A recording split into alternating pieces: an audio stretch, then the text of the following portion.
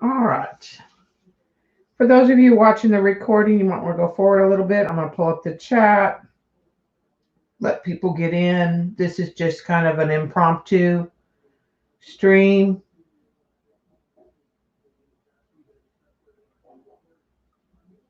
I didn't stream yesterday.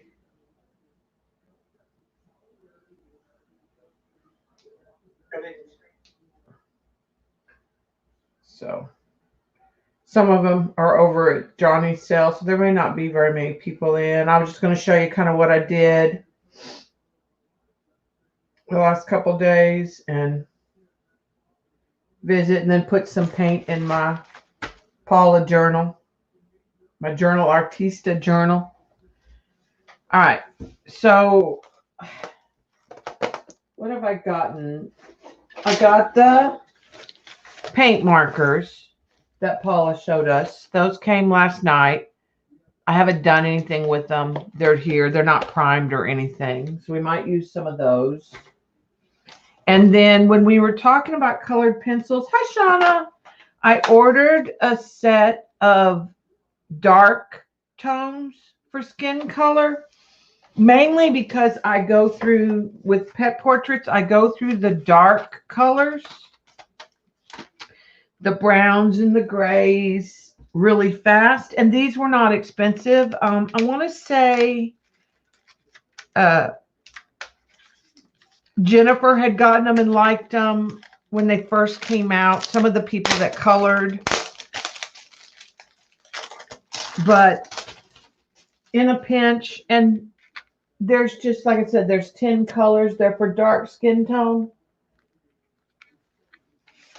So I figured they'll be all right. Yeah, I mean, they're not Prisma, but to replace some of those colors I use these browns and kind of terracotta colors a lot. And I thought I'd try them. They have bigger sets. I like the fact that their sets are broken down. Hi, Lorena. I like the fact that this is the skin set of 12, but they have their colored pencils in 3 sets, so you don't have to invest in the whole thing at one time. It seems pretty creamy when I was just using it, and I use it over painted craft paint is how I'll use it. This set doesn't even have a white. They do smell kind of funny, but they're going on pretty good.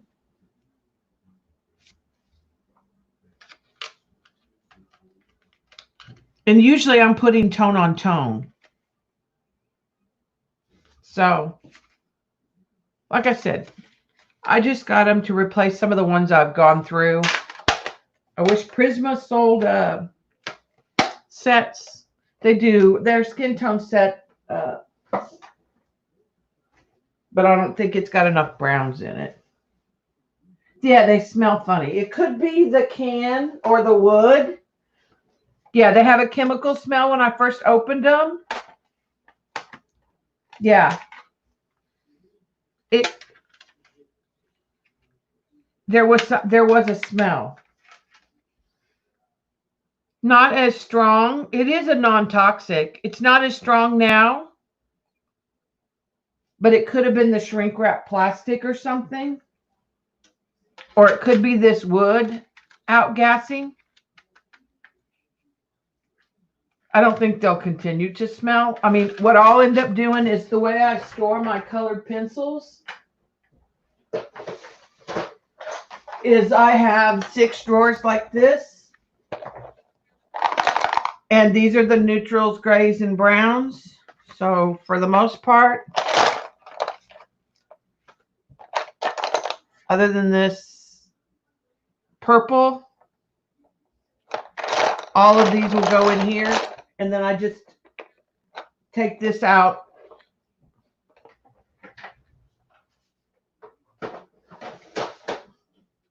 And that way I just get the drawer that I need out. So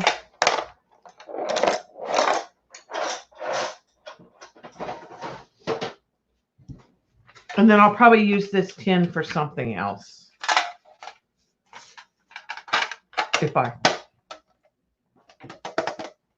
Hi, Joy. I love the snippets, Joy, that Laura showed, that you showed. I went to try to find a sewing machine. There is not a sewing machine to be had in Amazon, Walmart, Joann's. Joann's made me mad because Joann shows on their site that they have sewing machines, and you click on it and it tells you it's in your store. You can't put it in your cart because they don't ship it online. They can't put it in your cart, so you can't do curbside pickup. You have to go in the store. So I go in the store and I can't find any sewing machines besides the very expensive ones. So I ask and they tell me, oh no, we don't carry any of those sewing machines in any of the DFW stores except for the one in Denton, which is about 2 hours away. I was like, well, why did it say that it was in your store? Like, it even was trying to send me to a different store where I was at when I was searching for it. It was trying to send me to like Arlington or something. And I changed to my actual store that I would go to. And it said it wasn't in that store, but it showed that it was available in my store. It made me so mad. It will be a long time before I go into Joann's again. Like a really long time. I hate that kind of stuff. Hi, Dottie.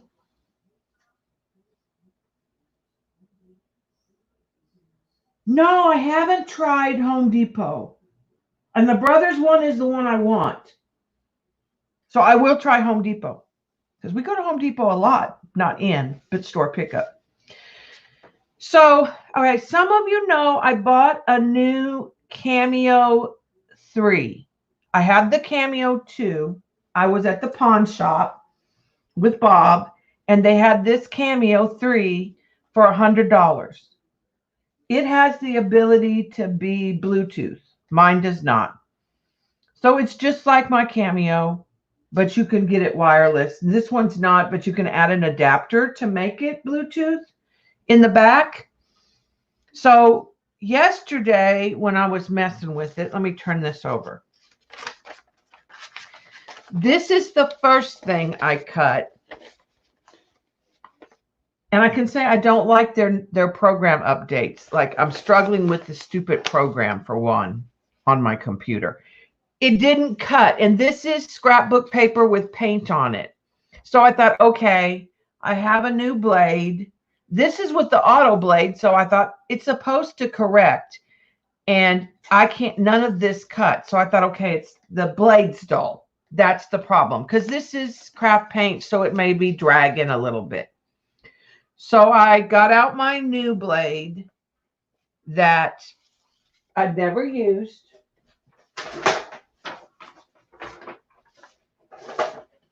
And I cut this. That's what I was doing, Dottie.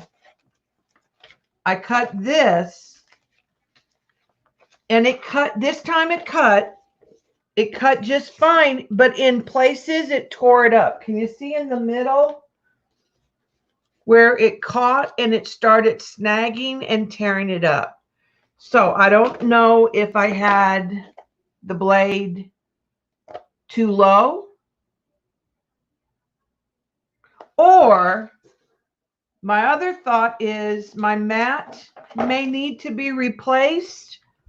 Maybe it wasn't sticking to the mat in that. Oh, y'all. I just found some. Look what I just realized.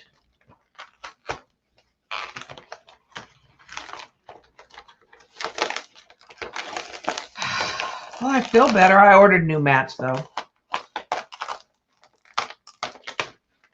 Look at what was taped on my mat that I didn't see. I have a stencil. That's why it's lit. That's why the paper. That's part of the problem. I even used pixie spray thinking I could make it better. But I did order new mats. So I don't think it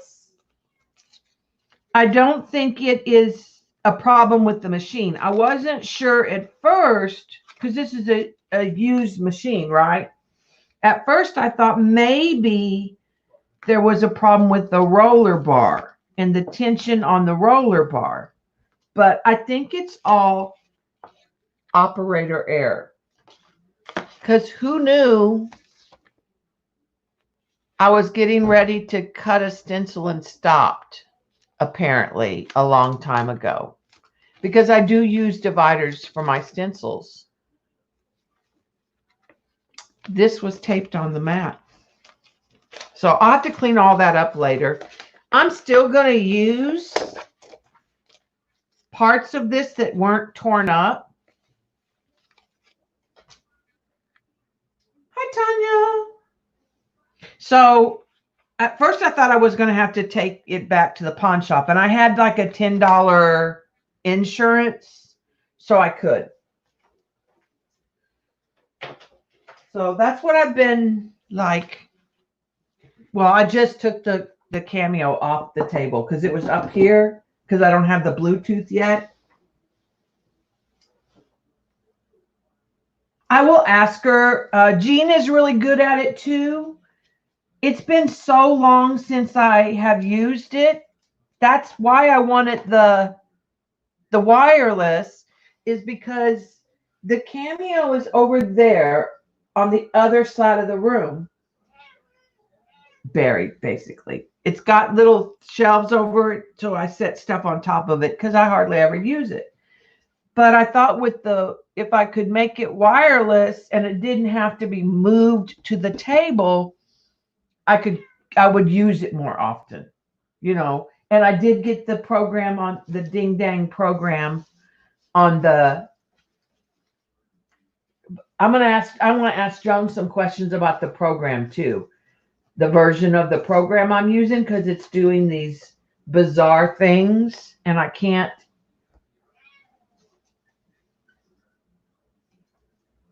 So I will message Joan. So then yesterday I jelly printed with 3 blues: Prussian blue, cerulean blue, and ultramarine blue. And one of the papers was from the other day, not yesterday, was this paper right here. That's just the leftovers from that one that didn't cut right. I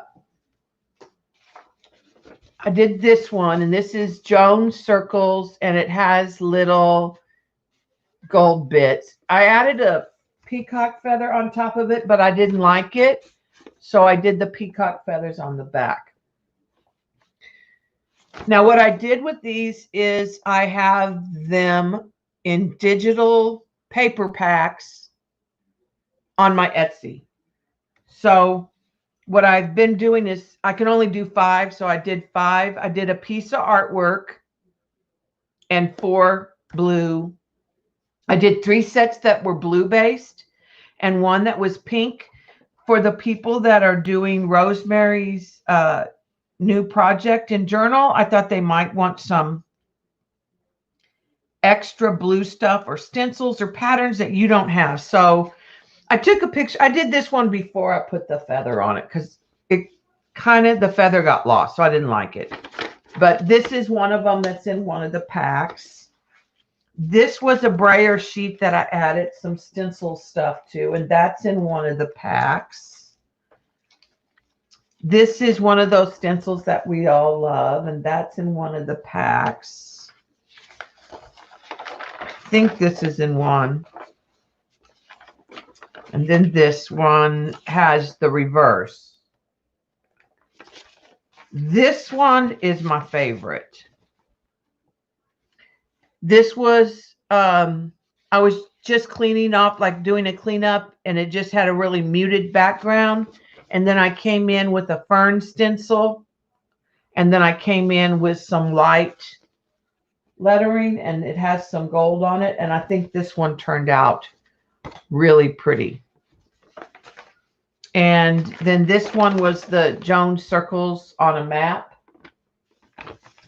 I don't think I used that one.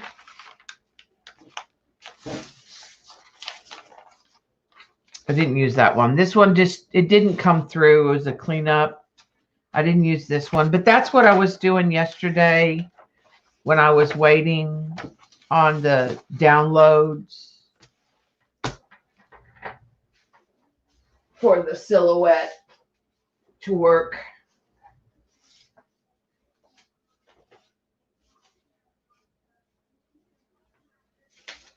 So this is what I've been working on. And the paint's starting to dry, but I've got a bunch of deli paper. So this was just some sprays and some gesso and a marker. And I liked it, so I stopped. Let me lower the camera a little bit.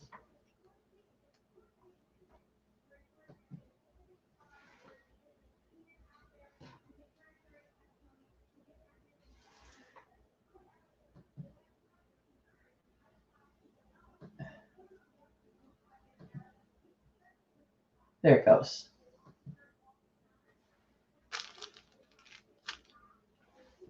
One less. All right. So, like I said, this one's just sprays. There was some marker. The first thing I did was glued the pages. It's a comp book. And I'm using it to make digital papers. And I glued 2 pieces of paper together.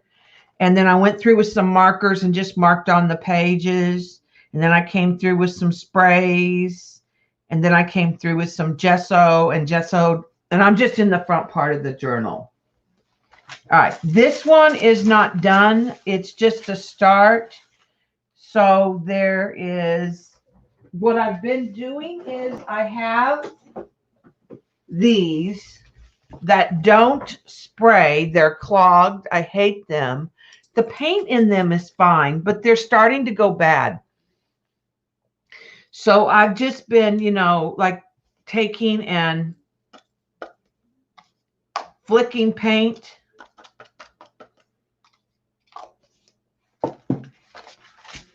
on it and then kind of letting it dry. I've been using this to dry instead of the heat gun a lot.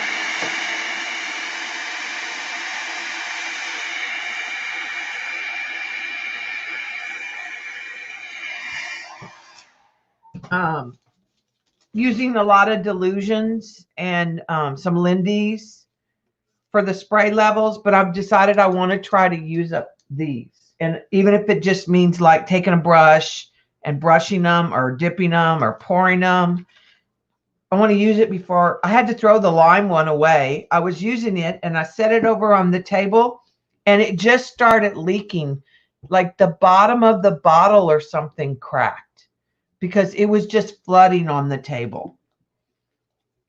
So I think that it had cracked on the bottom, which was bizarre. So, and then some of these, like I said, aren't done. This has some sprays. You can see where some of the markers are coming through the gesso. More of that orange paint. I had extra paint yesterday, so I just took a stencil and added some blue paint. I've been trying to channel my Paula, my inner Paula, Journal Artista. Now, I didn't, she has really soft, she used a lot of sprays and I think like got the whole journal wet before she added gesso and stuff, and she didn't add gesso to every page. So some of the things I like in her journal, I'm not getting because I think at the beginning she had some India ink and got the journal really wet and the darkness wicked in different places. This one's just some marker and some lime green. And I'm going to probably do like purple and lime green on that one. I'm not sure. This one's done. Sticking super bad. I tried this and I don't, this is what's part of it's what's sticking is I tried this sealer. It's the first time I've ever tried it. I tried this sealer and that is still sticky. So I'm going to do like a regular varnish. I just haven't done it yet. And this is layers of marker, spray, paint, rub back through a stencil, and then scraped PBO and iridescent blue and green on there, some pearl.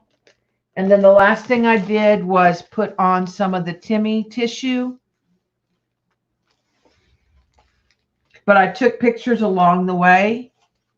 So that one's done. It's just sticky right now. This one is just a start, and it's just literally sprays, well, markers, and you can see the markers coming through some of the gesso.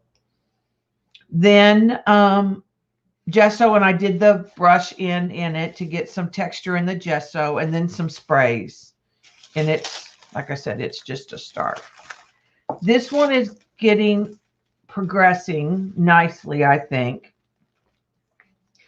It's a lot of sprays. There is some there's marker on every page. So there are some marks that are coming through.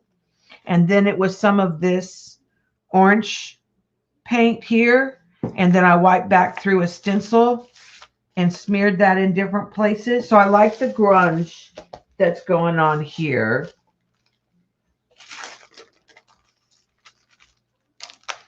This one is done. This one has quite a few layers. It had marker, then it had sprays. The sprays were more on the oxides, the yellows and the greens. And then I added the rusty color scraping paint. And then I came through with the stencil and did a kind of a light turquoise blue craft paint. And then when that was dry, I did the numbers in the Prussian blue and the Stamperia stencil. So this is a combination of a Stamperia stencil and Andy Skinner's industrial stencil. The circles is one I cut on my silhouette. And then I put splots in a dark turquoise and white. And this one I like. And I really am trying to get like light and dark. And I did, again, take pictures all the way through. So like I took pictures before I added the navy and the circles, and then after the circles I took a picture. So I have some different images that kind of coordinate. So when I build the paper packs. All right. And that one's not so sticky, so I'm not too worried about it. Like it doesn't seem to be, but I didn't glue anything on this page. This one is markers, gesso, and Dilutions purple probably. And some lime green something. That might be marker. And I took the tip of the brush on the stencil. So that just has like first layers. This one is done. This one was light colored. When I started, it was this grayish. And I added some turquoise in there. And some orange, and I used these and got some drips going, and I had navy paint, and then I came back in with the Stamperia stencil and navy, and then I came back in with the white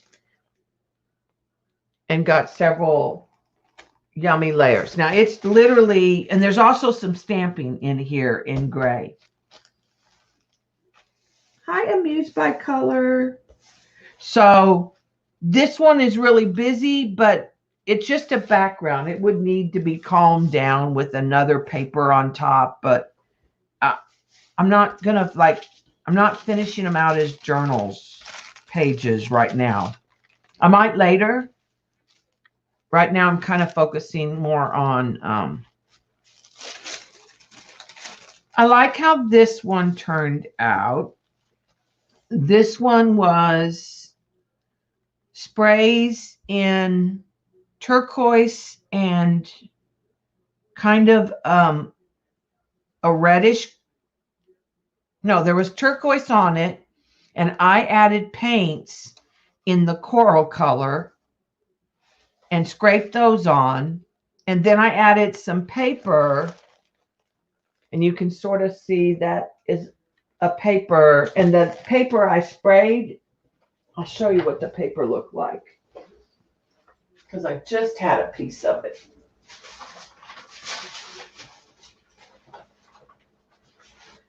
That was the original paper.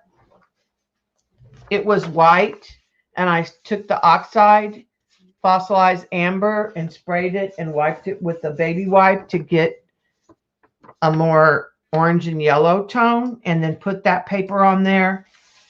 And then I used a stencil and sponged black over everything. And when that was done, I took a piece of dictionary paper and I went over with the opposite. Originally, I wanted it to be light where you could see the dictionary print, but I didn't like the colors. It was too muted. And then I added some washi to that. So I kind of like how that one ended up too.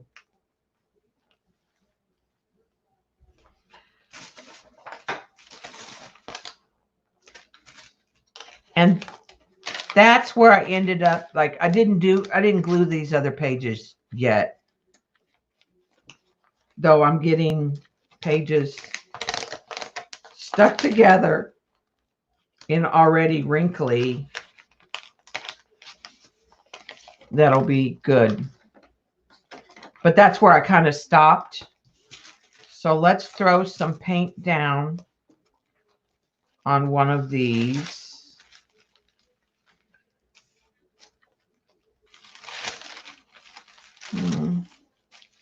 Not in a pink or purple mood. I'm not sure I'll ever be in a pink or purple mood.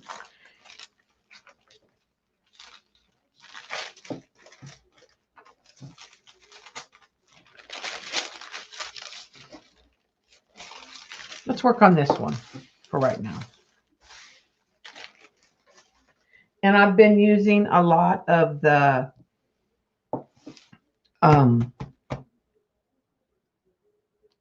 Arteza acrylics. Actually, you know what? Let's do this one I started here. Let's work on this one. And I'm going to take some of the blue papers that I made and add some blue papers on this too.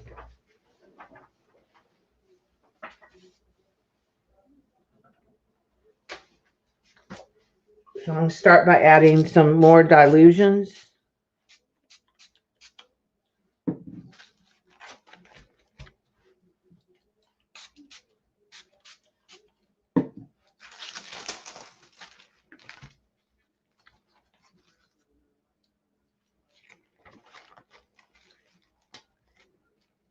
We'll let that sort of sit there for a minute.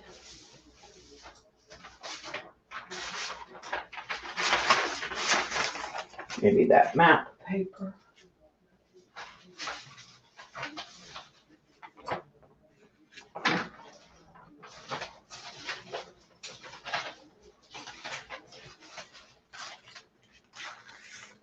I think I'll use that deli print. And maybe some of the map paper.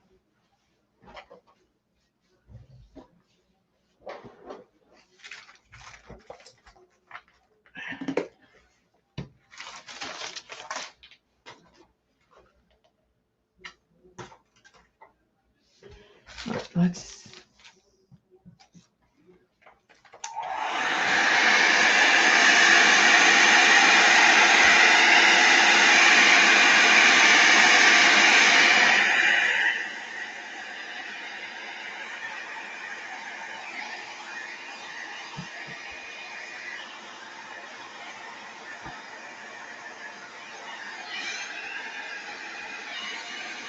dry some of that a little bit.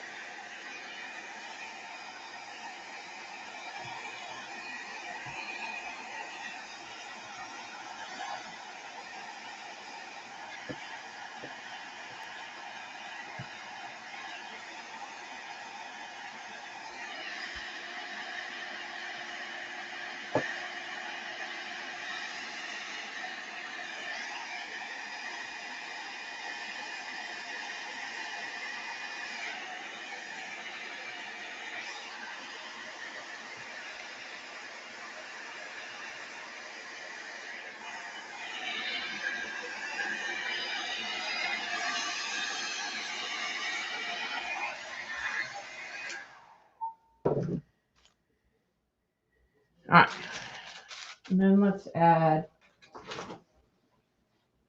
add some green paint. This is PBO.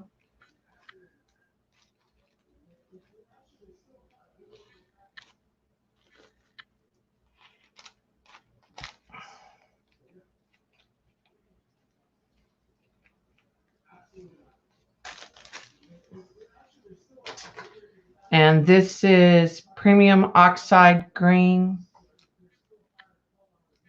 by Arteza.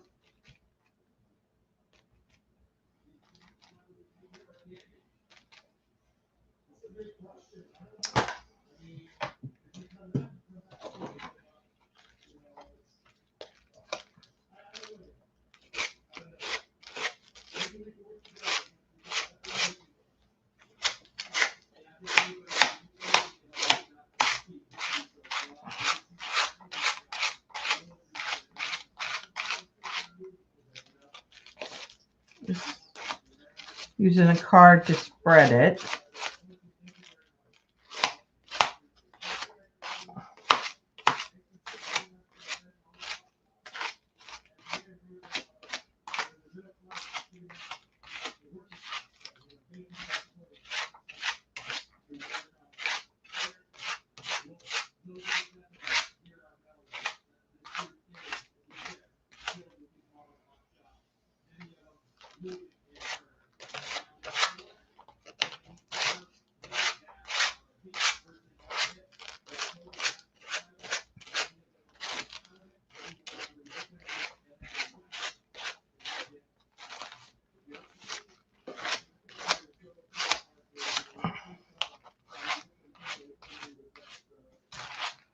Okay, I think that's a decent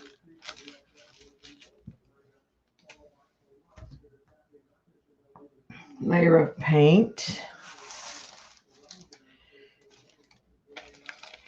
And for those of you who join the membership for the level 2 or level 3, the first members only stream is going to be Friday, June 5th. All right, I'm gonna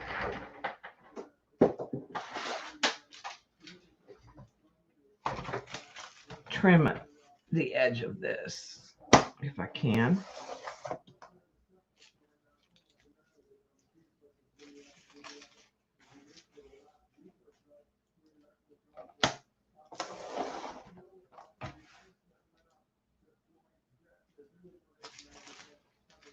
All right, and then I'm gonna there.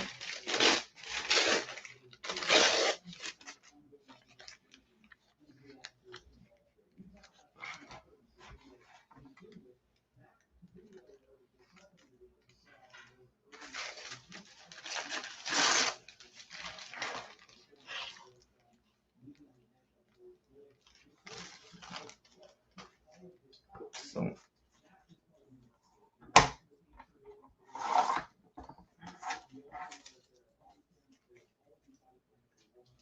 and I need it in one more place.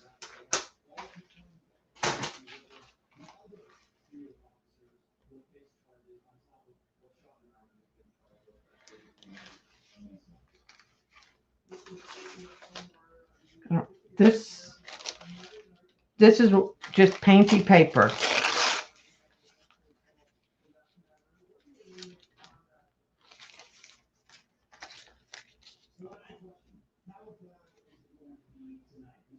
think I'm going to just do it like that, and I might add some pieces of this in a minute.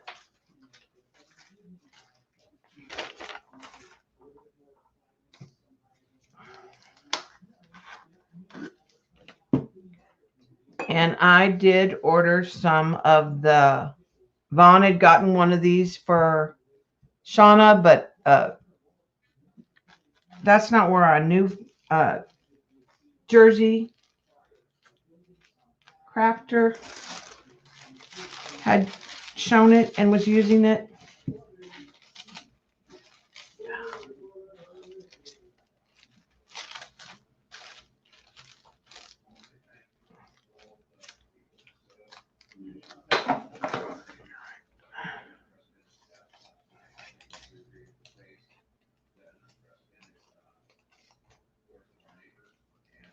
Just kind of curve that and I'll trim it later. This is deli, so I'm hoping some of it will go translucent and you'll see that green under there.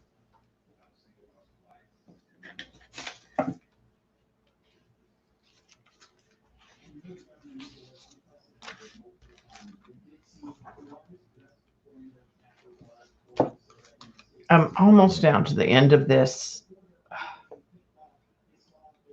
My only complaint about these brushes is they're not deep enough. I just made a big mess.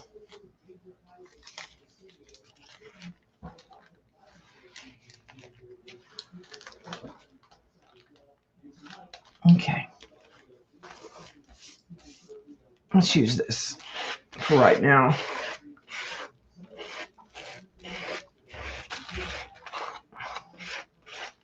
And I don't care that I'm spreading the blue dilutions because I knew that would spread.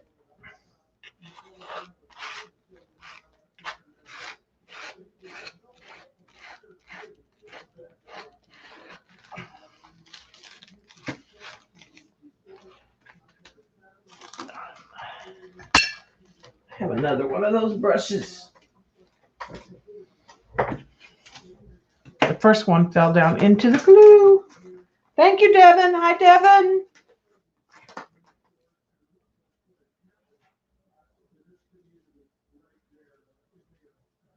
Thank you, Sin.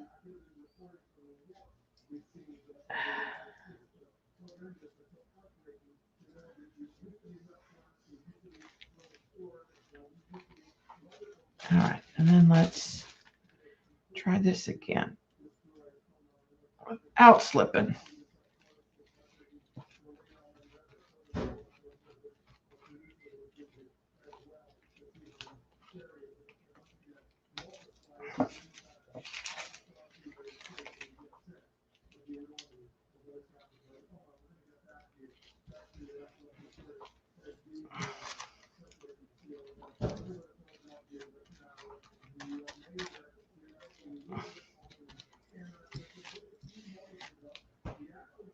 And like I said, it's reactivating some of that spray, which is fine.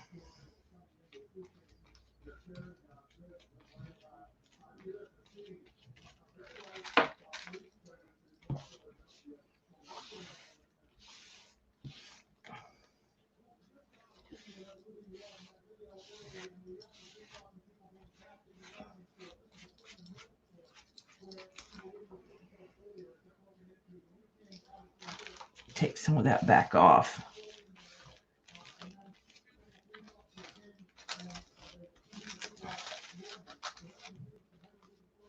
In places.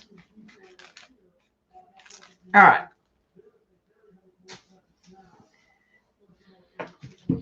Yeah, they're bright.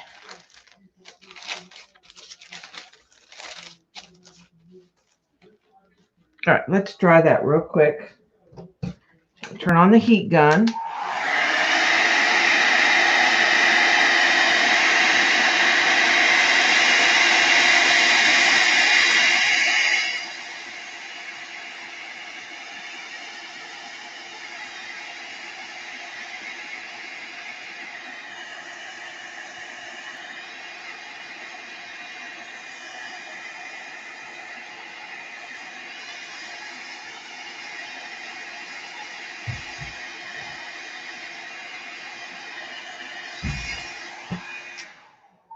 All right, and I am going to take a picture. Hi, hello. Real quick. Let me turn my overhead light off.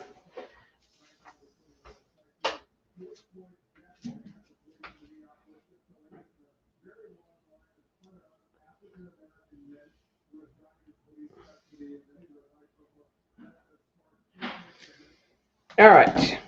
I think it needs stamping, maybe. Next.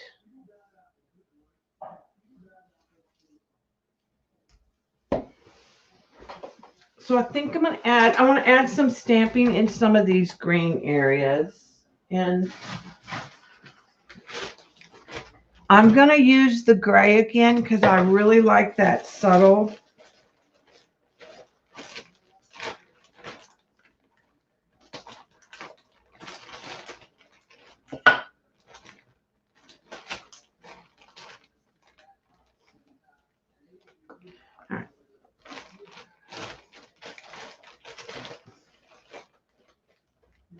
We'll start with a B.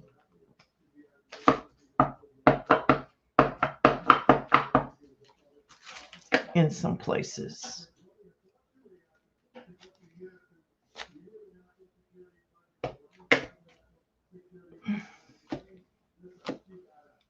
And I'm not going to worry about the fact that if it's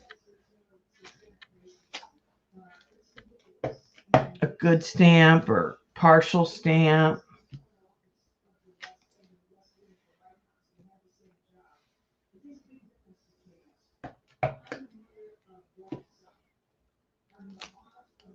That one's not. Okay, that gave me some good.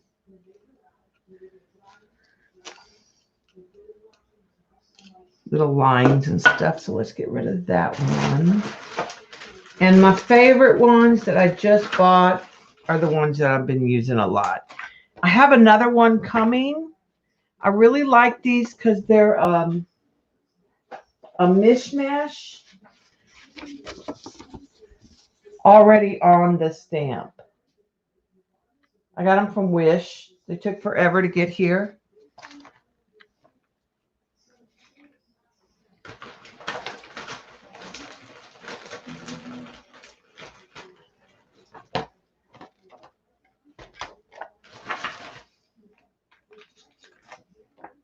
We used the one with the little hive part on it.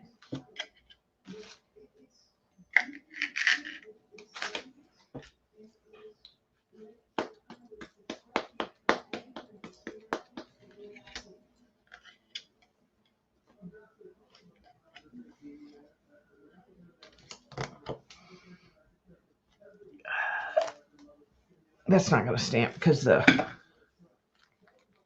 it's hitting the corner.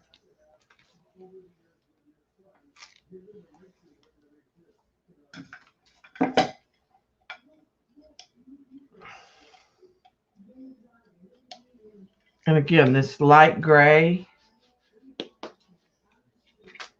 barely shows up.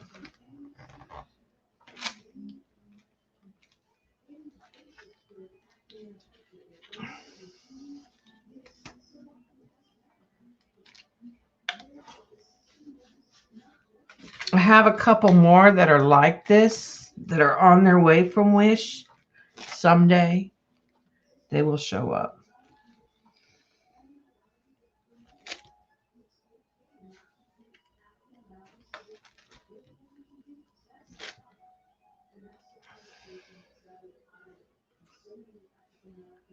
And let's use the other little one.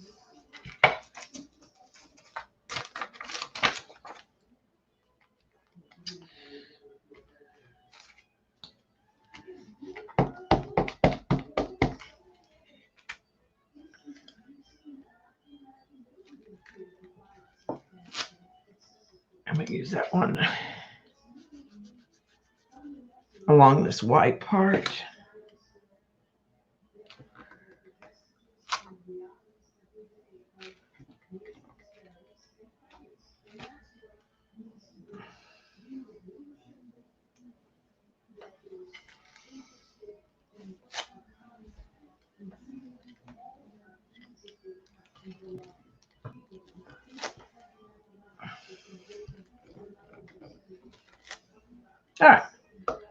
That's good. It just puts a little bit of that gray, and it's very light. Thank you, Shauna, for turning us on to this morning mist. Hold that up. You can sort of see. Just sort of subtle in the background. All right. I'm leaning towards that we need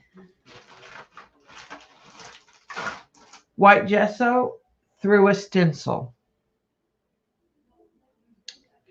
is what I'm leaning towards. To take some of this back down and then maybe come back with some of the orange after the white is dry.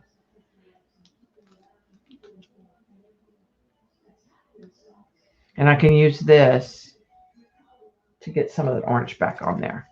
So I think I'm going to go gesso.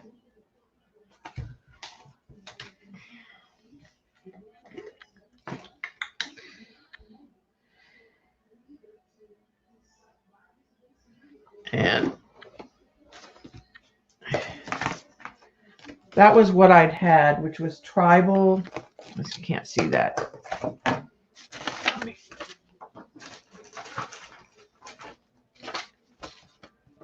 This stencil I thought about using.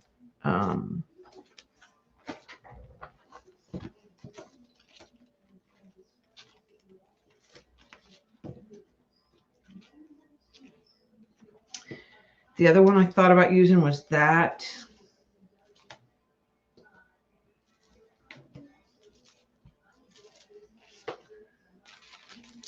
Or this.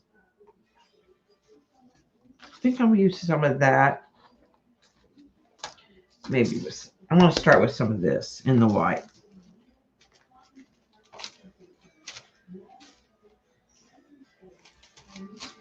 And maybe some numbers. I don't think I want to. That goes a little more tribal than I really want to go.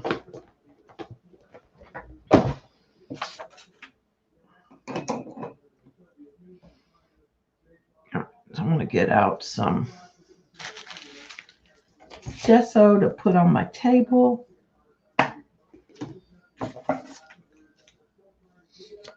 Get the last little bit of a sponge.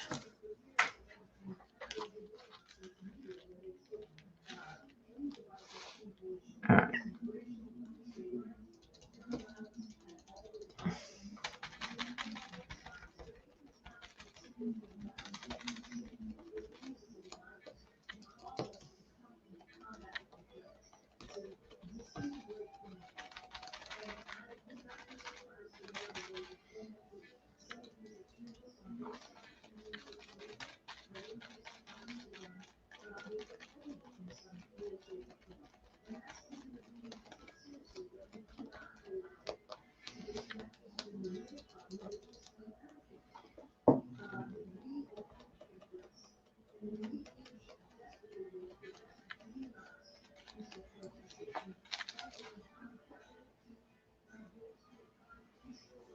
Kind of do that here and there. And then I'm going to come back in with some of the orange.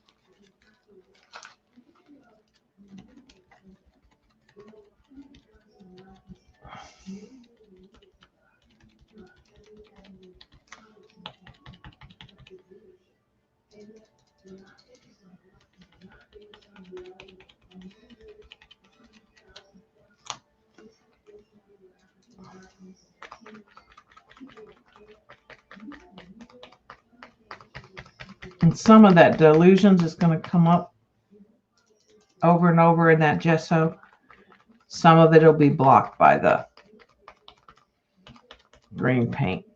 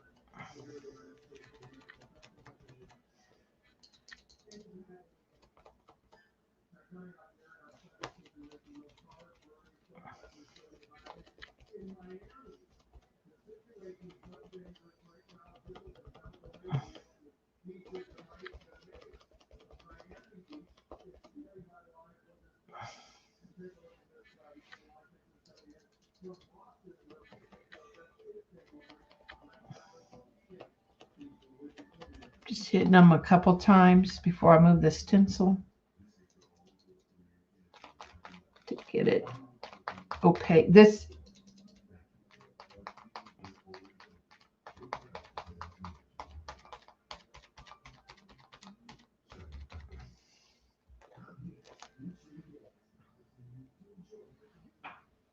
yeah, and then let's come down in this corner.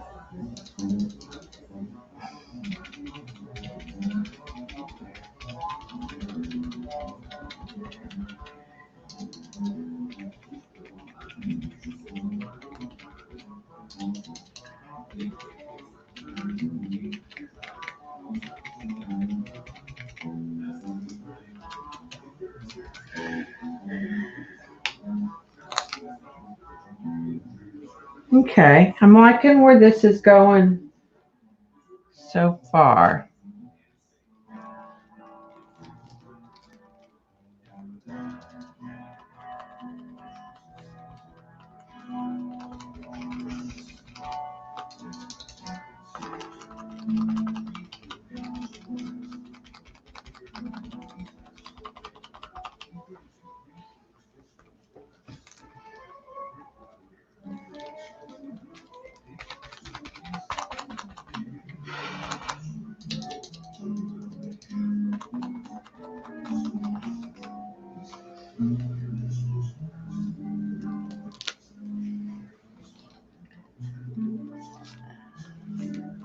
Put a little more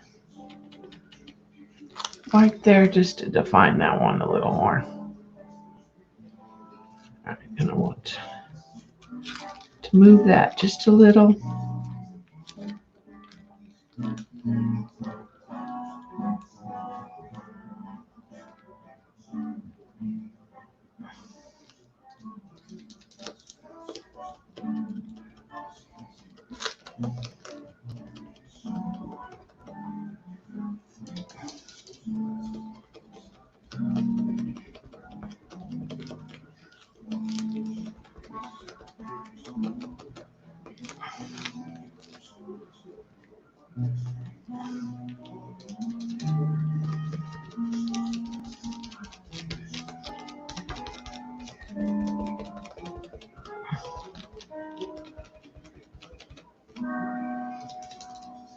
Hit that with a little more white in places.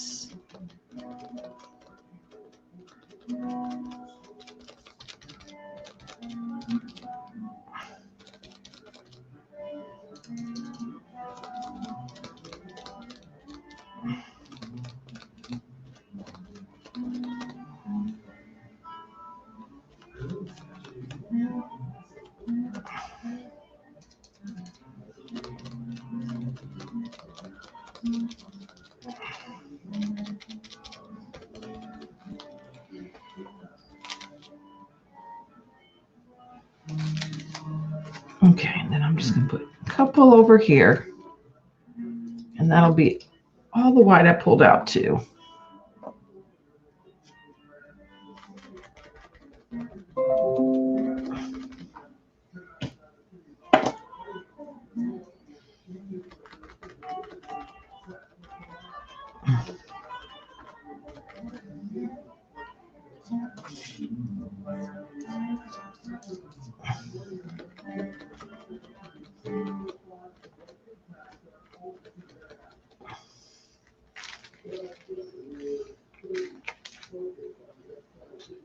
Okay, I like that.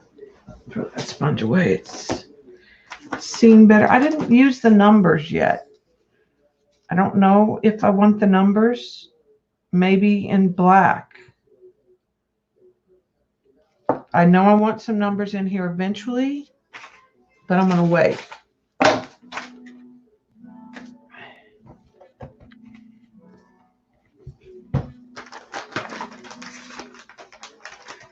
Clean that up.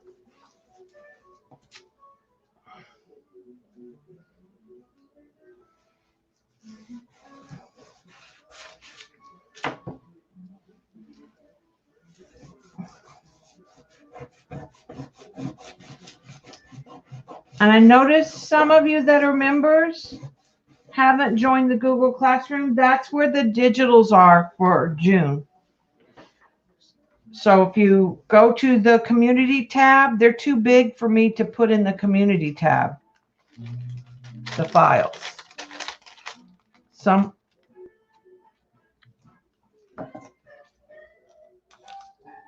And you can, if you can't get there or you're not sure how to get there, you just go to your Gmail and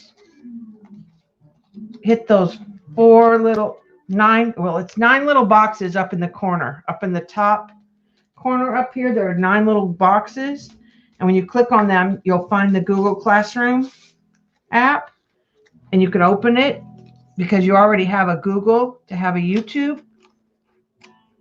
So it's available. It's free. It's not any, it doesn't cost anything. And then you hit the little plus button for join. If you can't do it and you need my help, just email me and I will send a join request. And that's my email. Hi, Sophia. Well, I'm just doing background pages. So actually there won't be any fish. I am going to take another picture.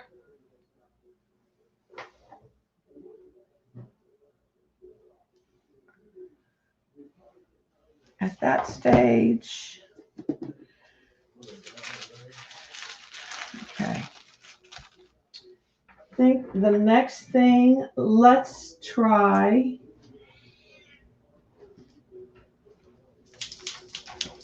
the paint markers that Paula had us buy. We primed the orange.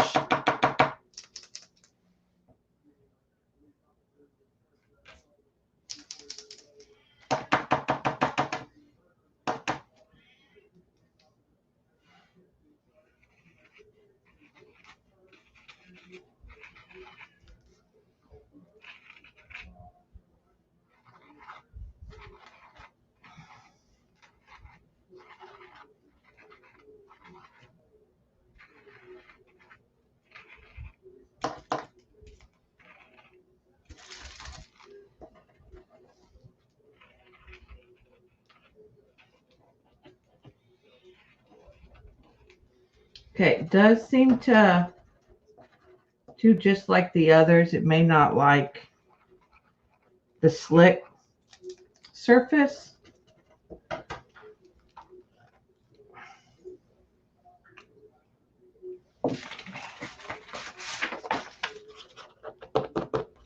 When that happens with my Poscas, I just come to paper.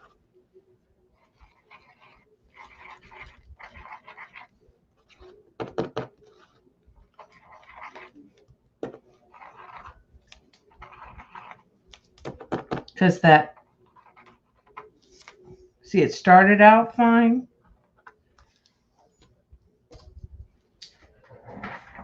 And then it quit. Let's try an actual Posca and see how it does.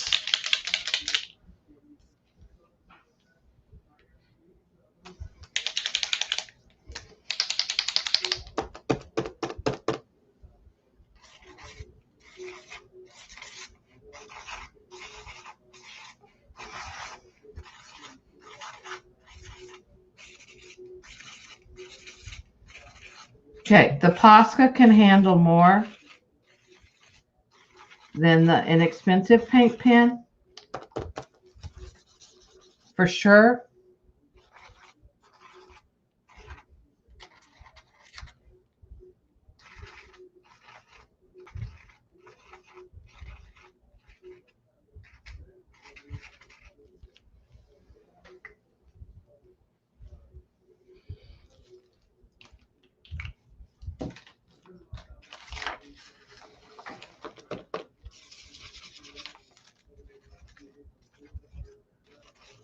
I'm just scribbling circles.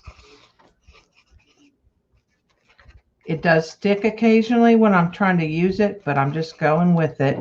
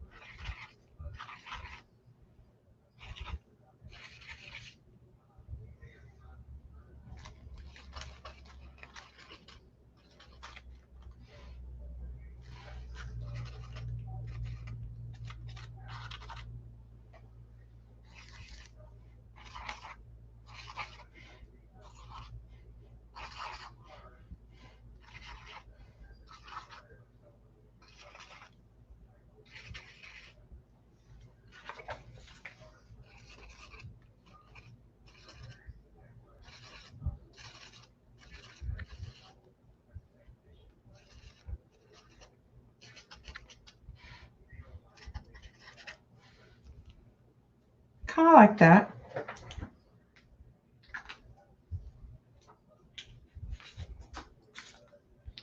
So they don't like the slick paint. They're okay on the craft paint. But you know, they were marketed for rock painting. Yeah. I don't have the Arteza ones. So I don't know how the Arteza ones compare. But that did not want to go on this. Now, it does stick on the craft paint and then it slides on the slick paint. So that's kind of how I use them. More or want to use them is just to add some.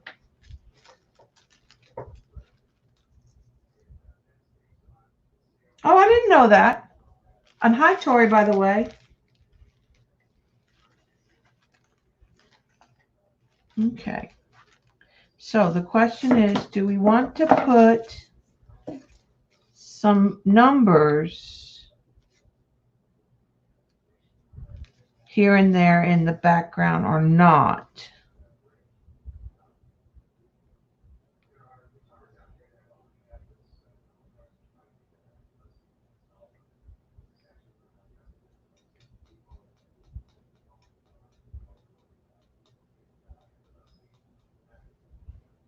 Well, at least with the Poscas, you could get the biggest set you could afford and then go into someplace like Dick Blick or one of those places like Jet Pens and order some of the individual colors you didn't have that you know you would like.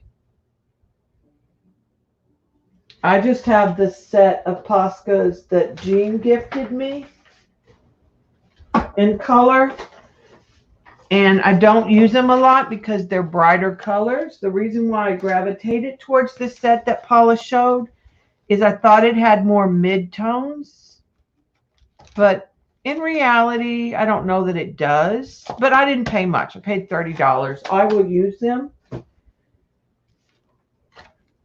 But I just have this set of 15 that Jean sent me. And then I have lots of white. Now, on Amazon, you can buy a set of white and black in assorted nib sizes. And that's a really good way to go to get the white and black ones.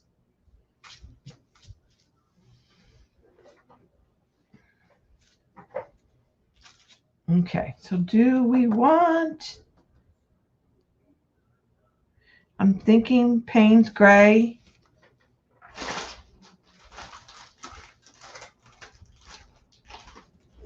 Paint.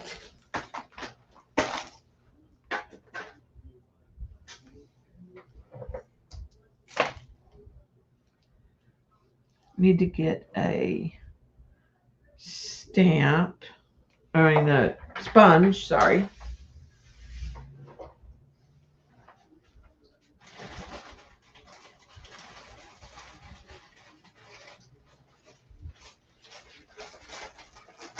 I bought an assortment, but I still just like those triangle makeup. I tried one of these assortment bags, like some of the round ones and some of these others, and I don't know, I didn't like these as well. My favorite is still just the makeup wedge, and then I cut off the part.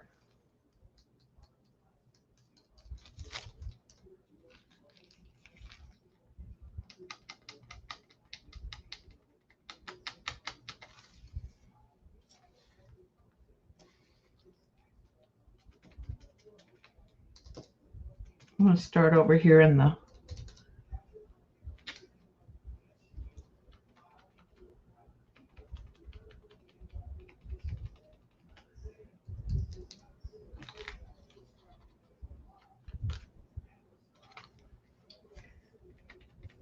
putting some random numbers here and there.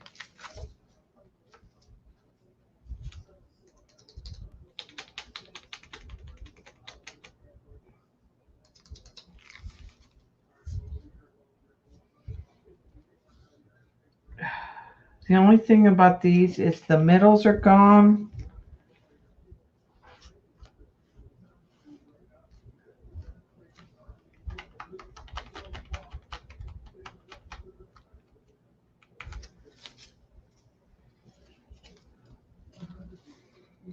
But you still know what they are.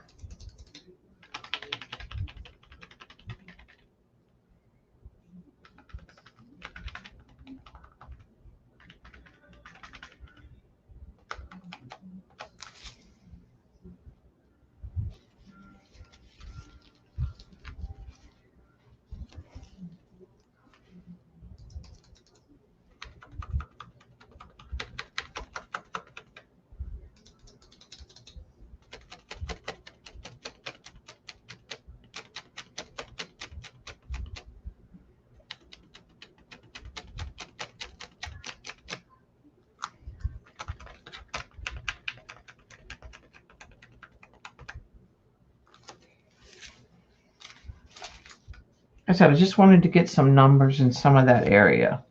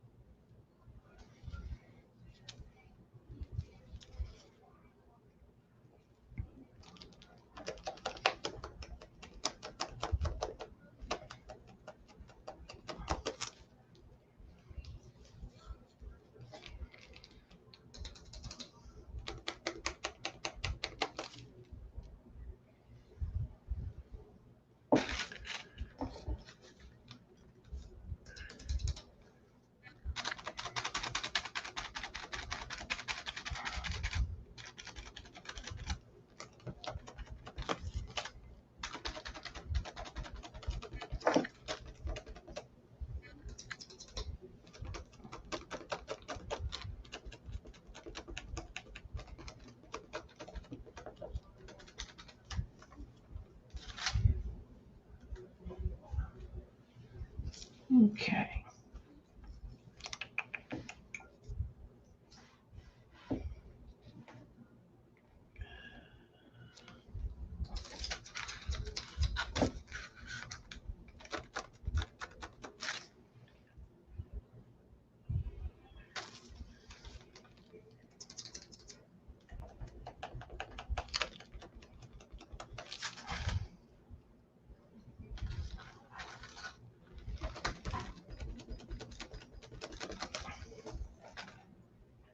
kind of like that.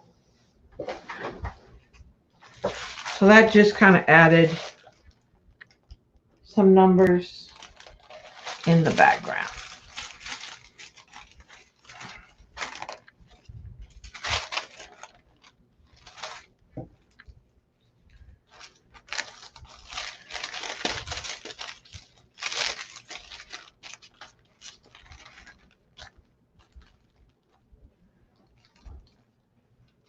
Now we need to decide.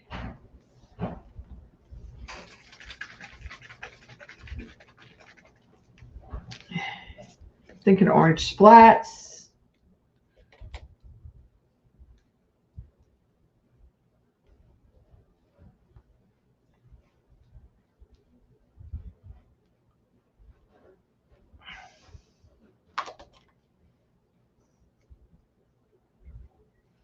Oh, here's how I'm going to do this. I'm going to get a brush because it's not splatting very well. Oop, that was close, people.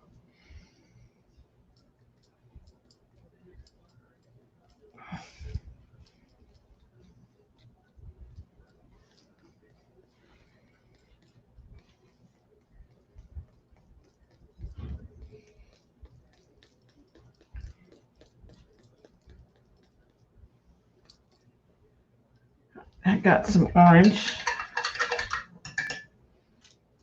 back on it. And then I'm thinking maybe some white splats. And I'm going to use some of this Deco Arts Tradition opaque white. I need to order more of that. I'm going to be out before I know it. Put a little bit of water in that.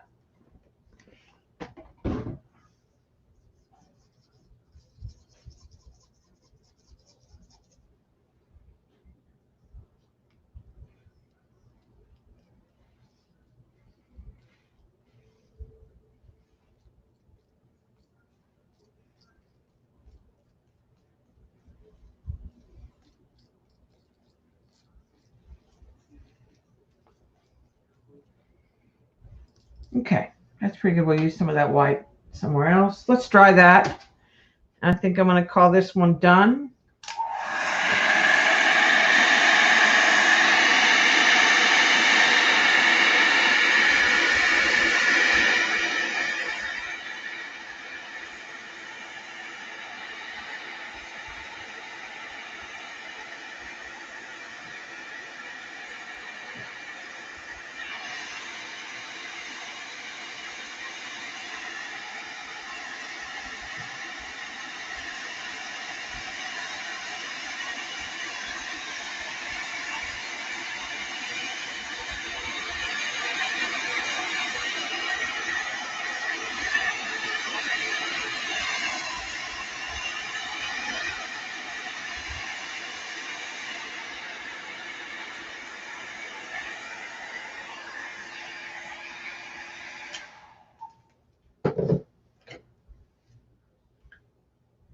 All right, let's take a picture real quick of that.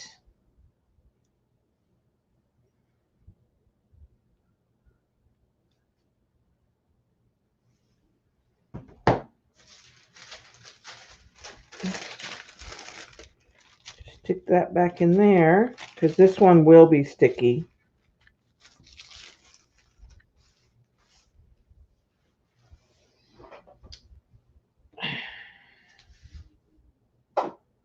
Let's add a little more layers of green oxide.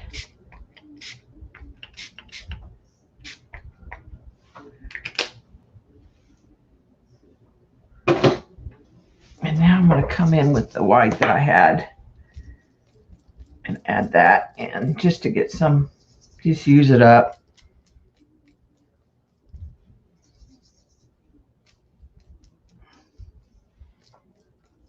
Let it do what it's going to do. When it dries,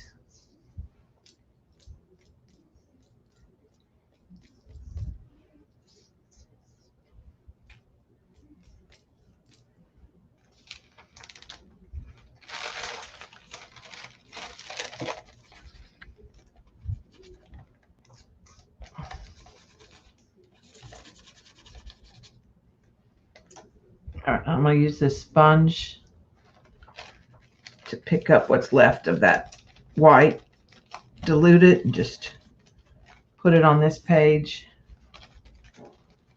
Just add it here and there.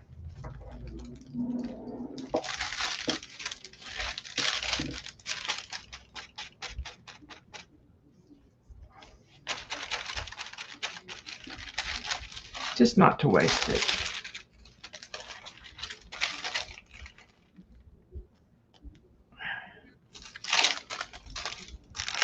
See how bad this sticks? I gotta varnish it. It's gonna. All right, let me try. Thanks, Sandra. Thank you, Sin. Dry this.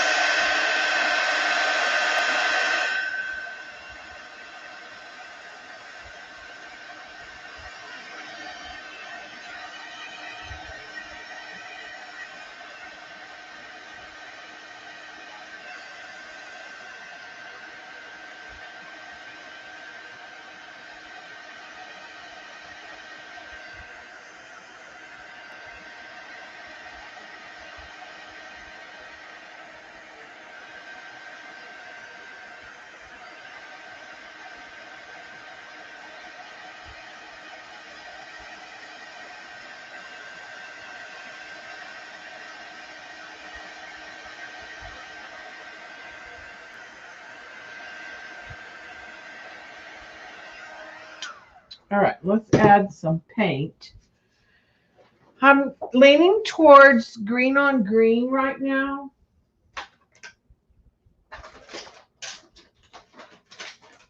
I'm going to take the Pearl Olive, which is metallic looking, and the Chromium Oxide Green, which is not metallic. It's a little darker. And let's find a stencil.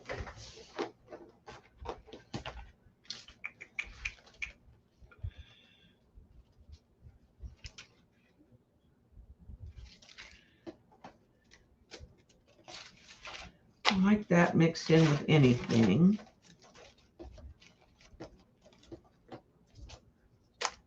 Might do, let's do a little of that.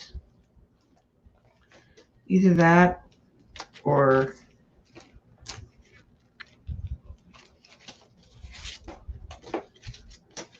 combination of those is good too.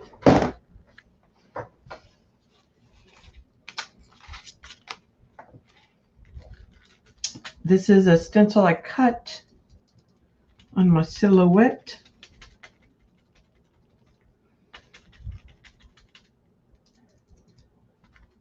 And we'll check and see if this is going to be a dark enough green or if we need to do something different in just a minute, because my goal is to kind of get just texture on tech. It's working on the outsides.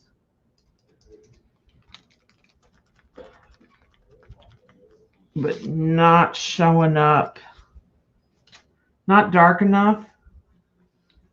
So let's take that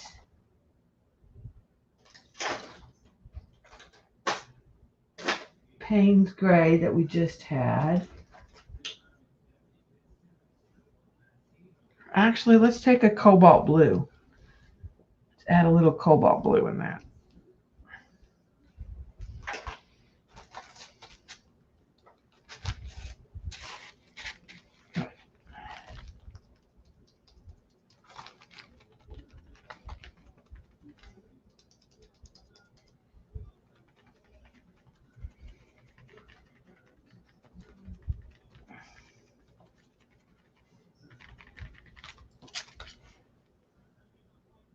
See, that gives me a little tone on tone.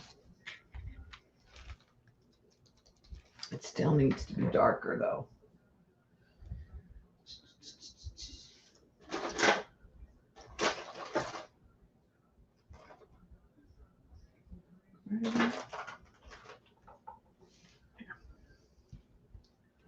Add Payne's Gray in there. So now we have the two greens, the cobalt blue, and some Payne's Gray.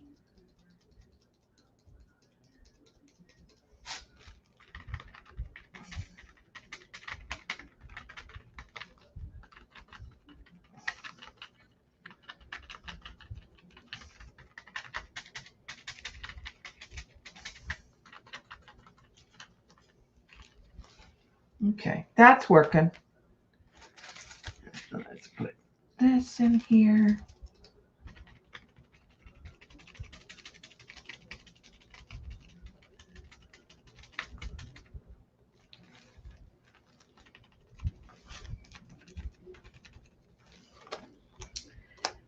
Put a little bit. I'm just mixing between these three stencils.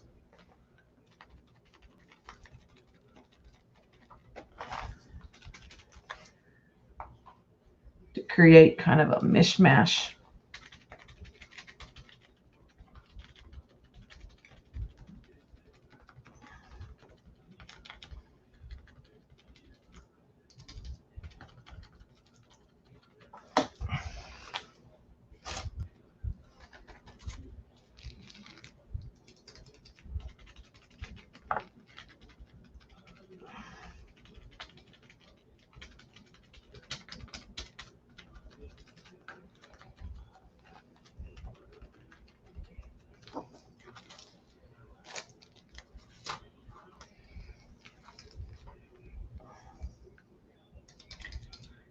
Which one? This one I cut on the silhouette. This one I bought.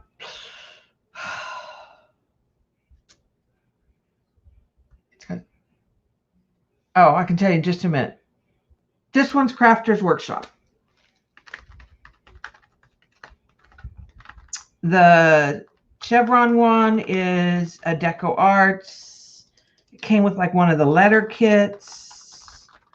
Or it is Heidi Swapp. But chevron ones are not hard to find. They're not. I always think of it as a Charlie Brown stencil. This one I really like.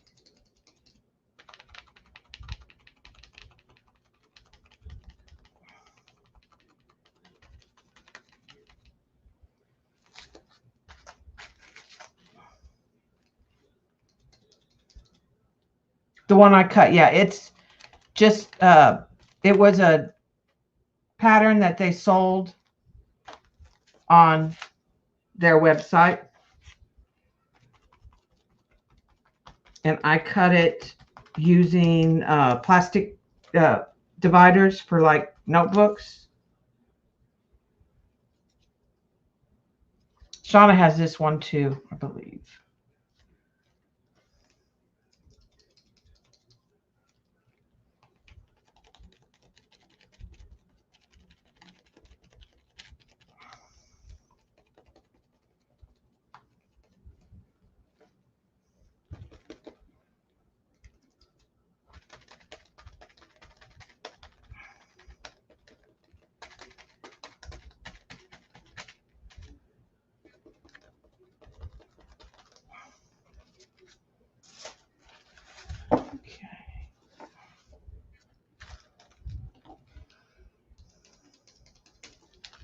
Gonna run out of paint here.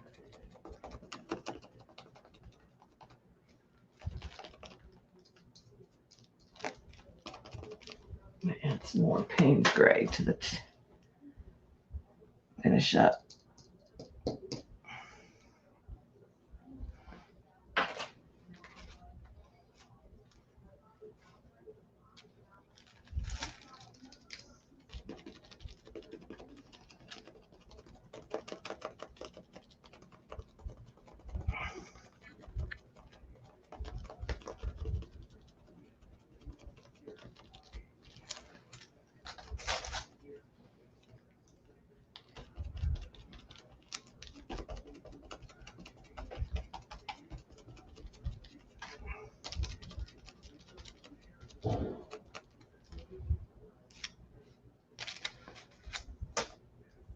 This is one of my favorite ones to use on the jelly plate with just white, because it on it with a napkin.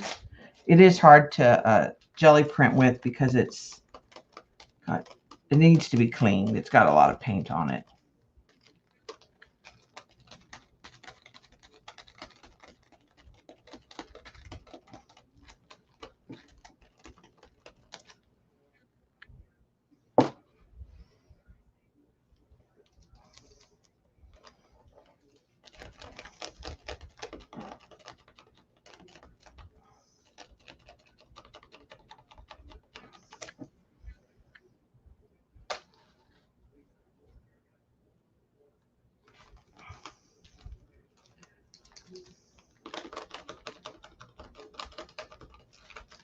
I haven't put my stencils in Murphy's oil bath in many years.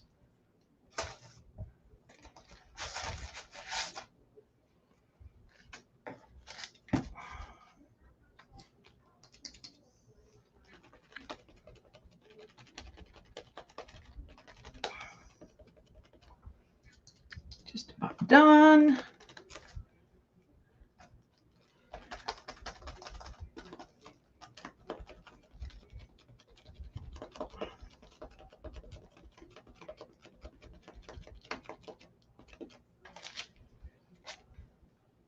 All right. I think that's a good start. Now we need to add some paint on top of it.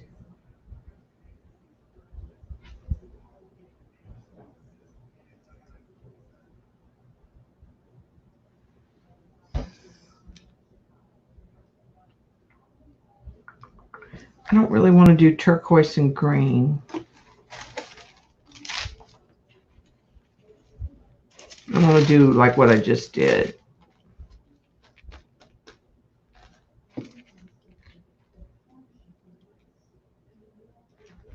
I'm liking some of this, so I'm going to take a picture of that.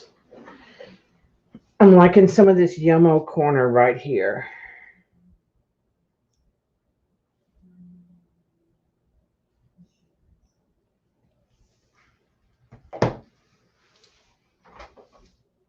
And then we got to figure out where to go next.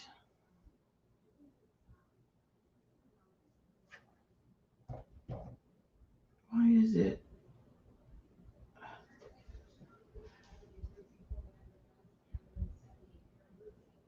There you go. I have a thought.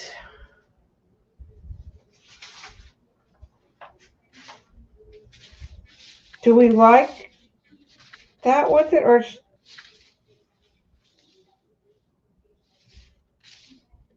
I'm not sure I want to rip it.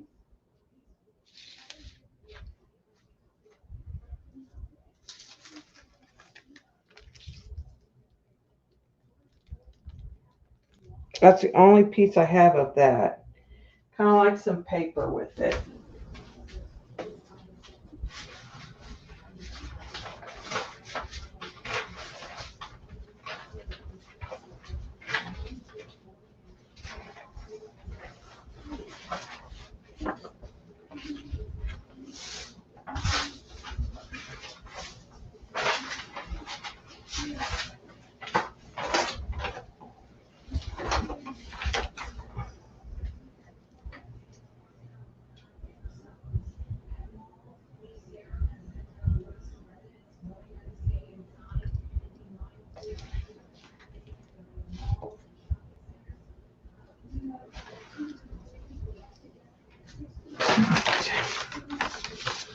I think that print's too big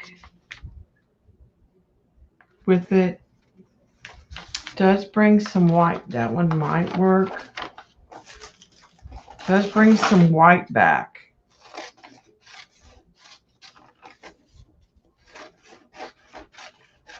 Get rid of the trash part.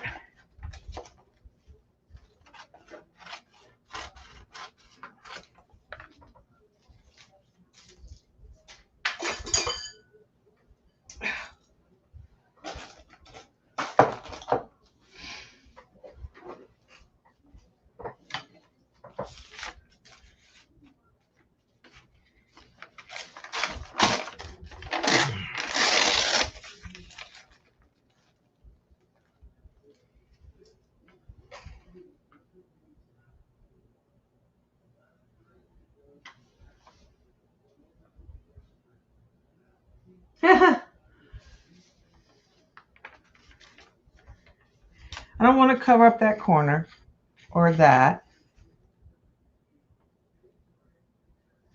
I kind of lean towards just this.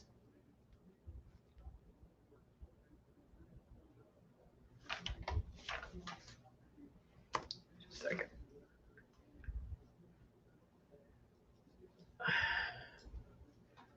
I gotta get my hair back out of the way.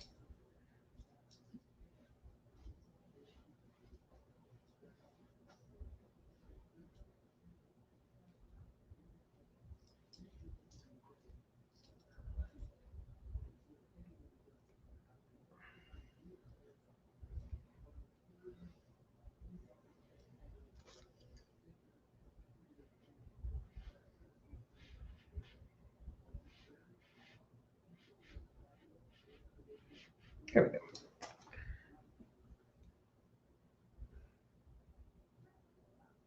All right, I'm gonna put this one on. Who needs to behave?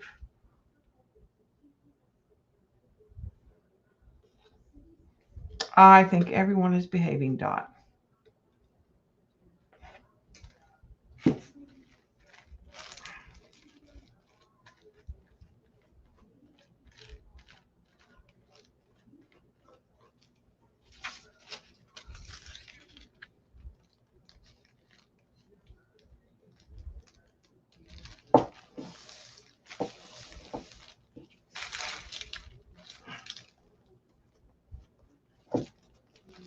That green oxide's coming up, but we'll just wipe that back.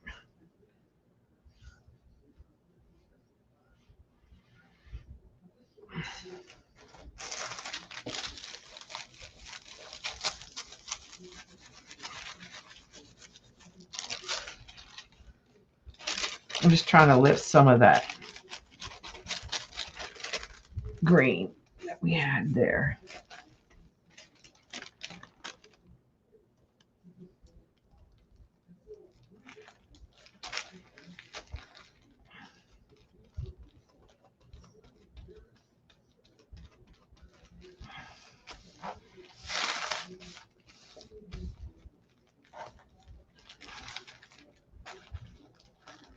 I might just leave it like that and call it done. I need to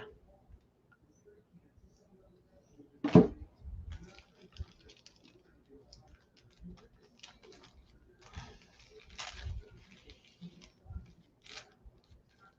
some glue on some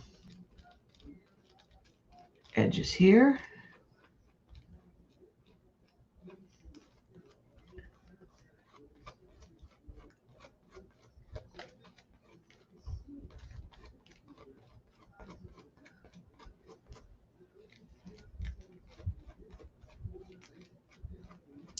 Some of that green glue is hitting the white, and I like that.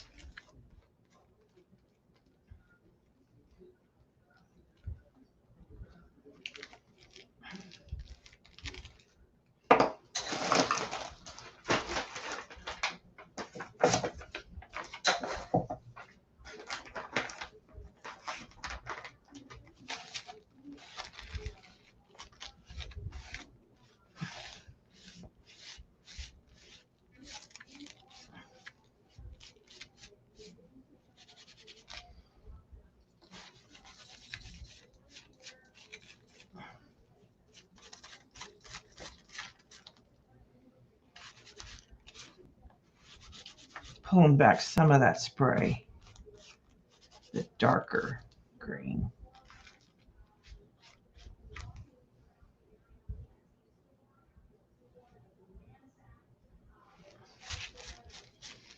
Okay, do we need more blue spray in a couple areas?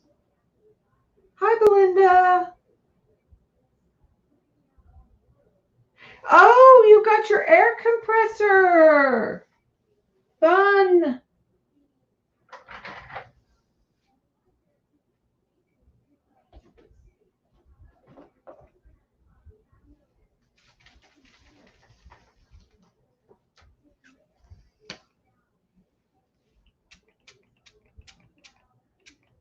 I don't think I want to use that.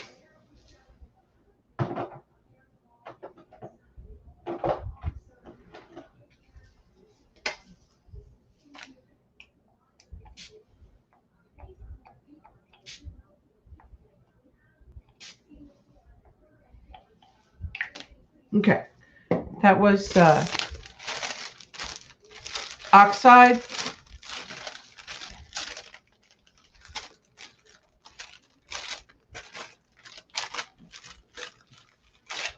I'm just going to kind of blot some of it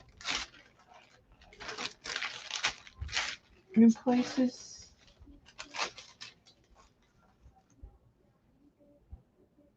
It's not blue enough. So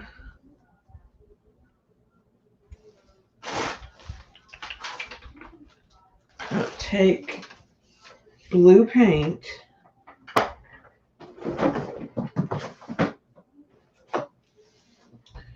that I jelly printed with yesterday.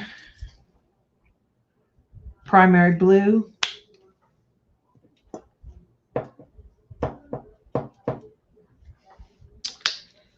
And I'm going to take my palette knife. Well loved. All right, and I'm just going to get kind of a bead on the edge.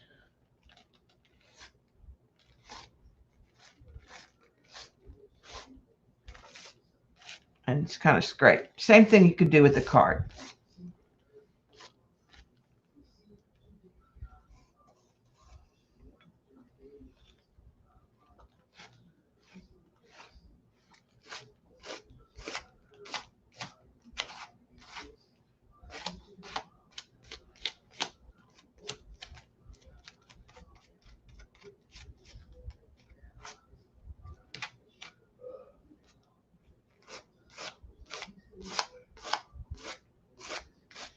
I'm just trying to hit some of the wrinkles.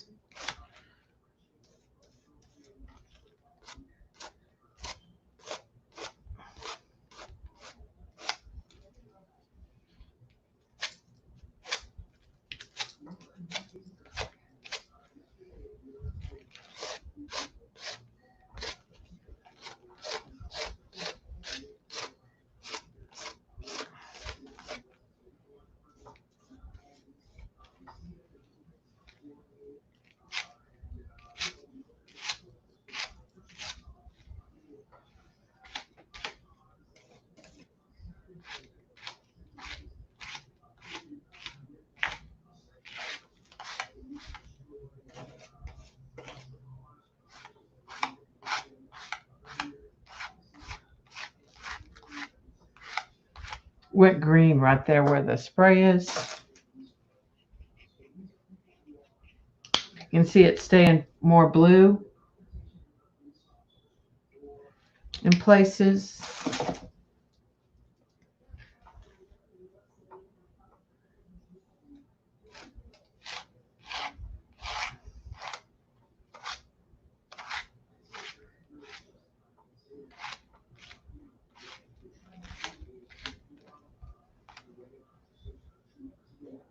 And I have pictures, so I'm not worried about it because I've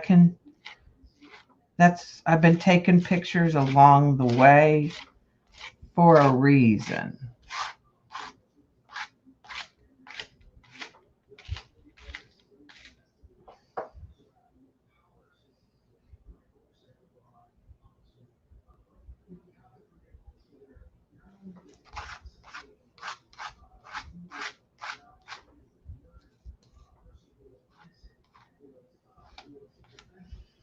Trying to get a thick enough layer right in here.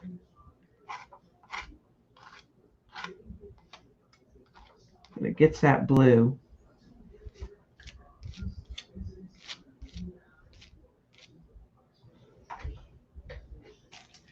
All right, so it's gotten a little dark again. All right, let's take this blue paint and go back in here.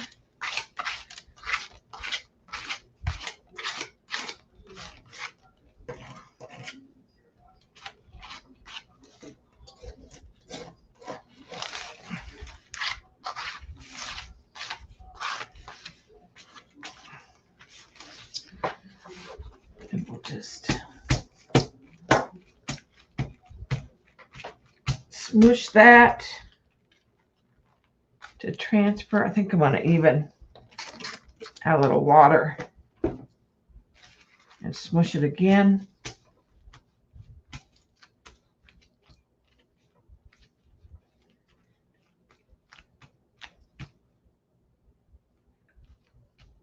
Okay, be careful about using a palette knife on your jelly plate because you don't want to use anything sharp that would damage it.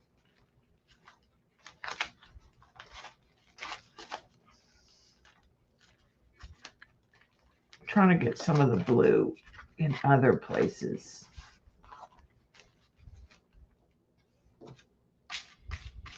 But this is just like, I'm just throwing down the extra paint.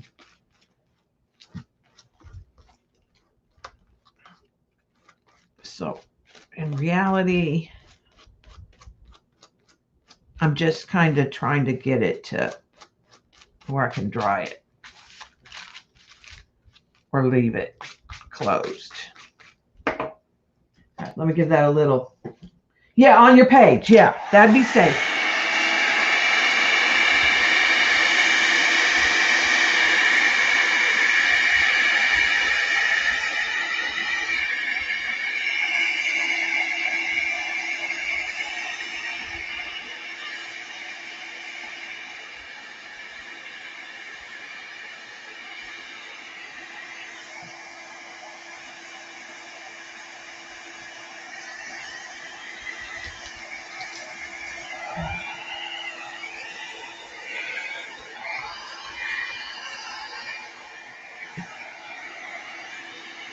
Right, I'm going to use the other heat gun on this.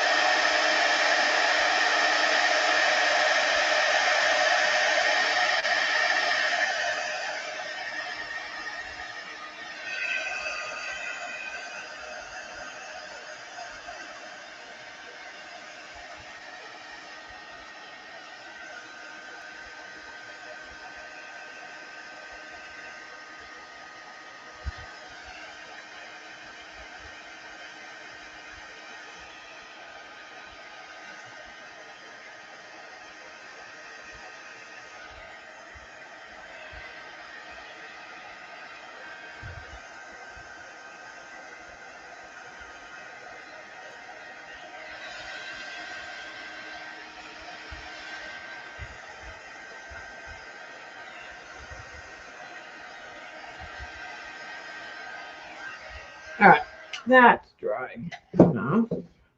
I'm thinking I want to do the same thing, but with a metallic. So let me put that up and see. I have gold.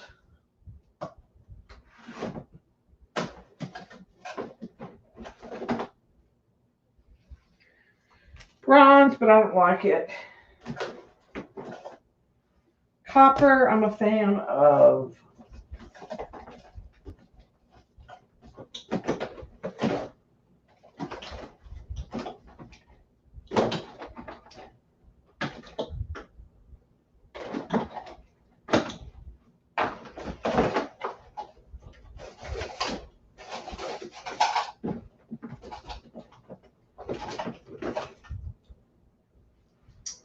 That's a possibility.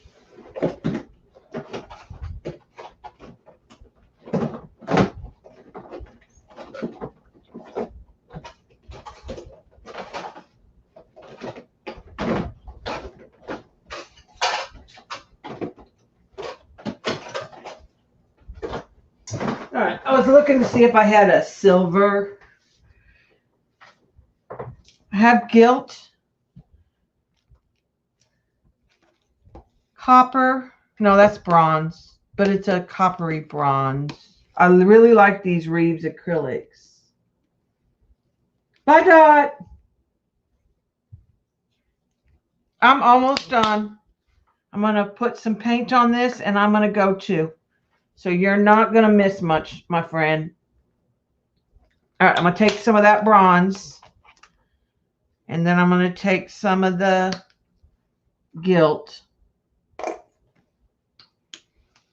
And I'm going to take some of the gold, which is a lot brighter.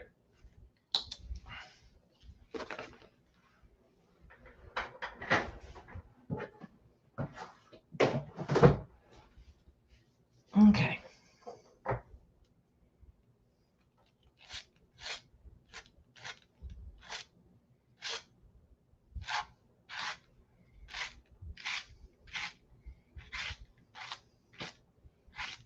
I'm trying to keep it kind of horizontal.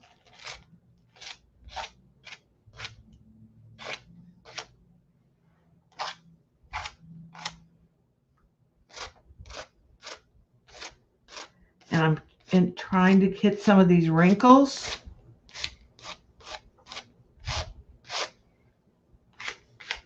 That are already there.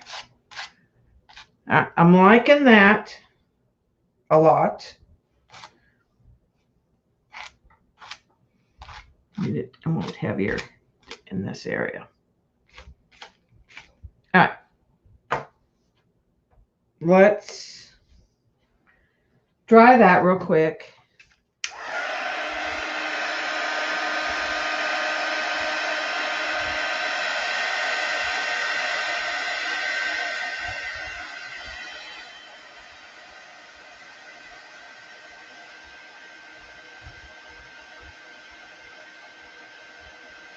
And I'm going to blister it by intentionally overheating it in areas.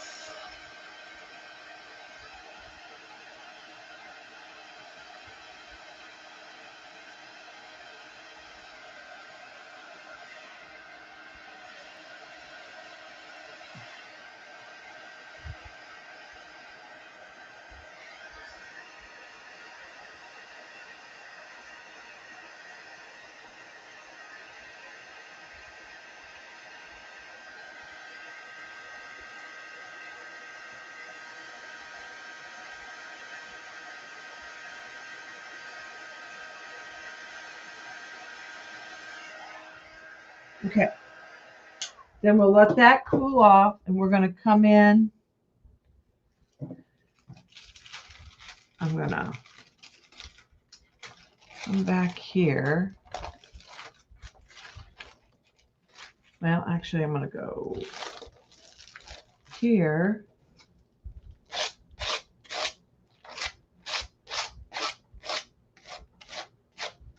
And add copper paint or bronze, whatever this color is, back here.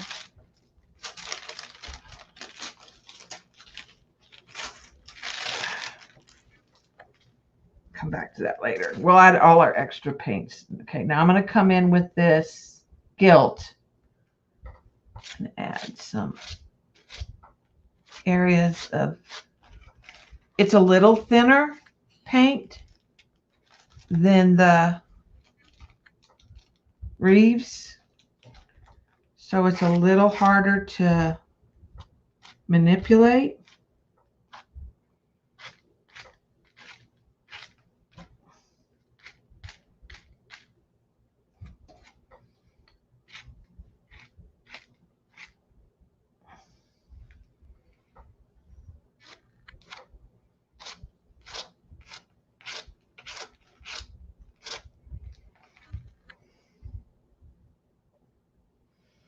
Okay, let's dry that.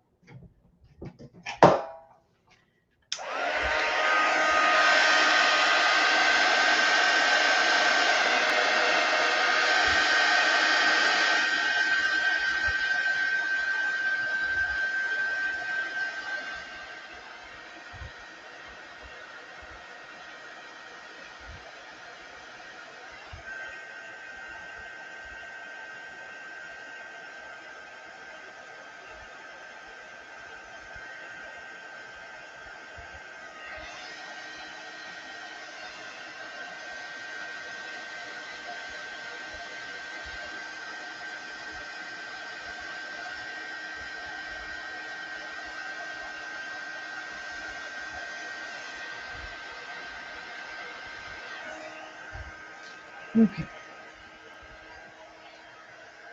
Then let's go back over here where we were adding that metallic paint. Let's add that extra in here.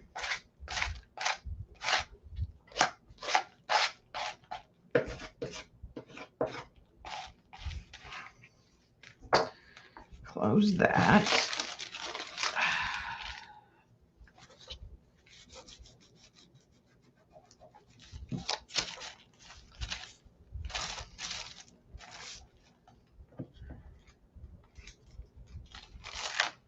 Okay, now let's take the gold and just hit some spots.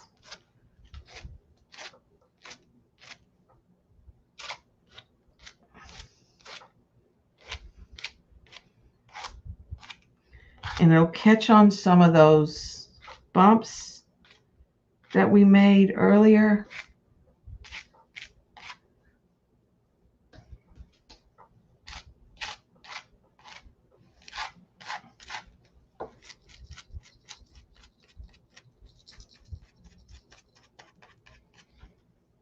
Didn't want that one there.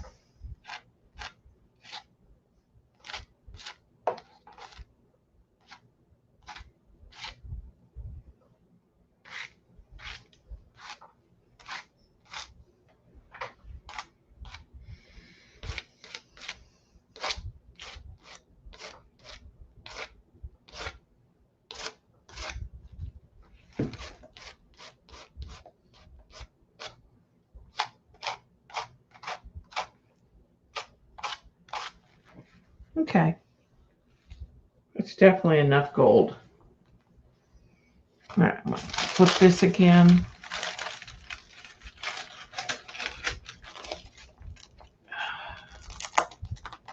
Pull that back. Add the gold that we have.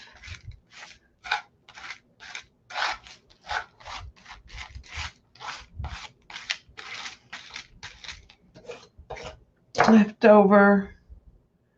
Let's kind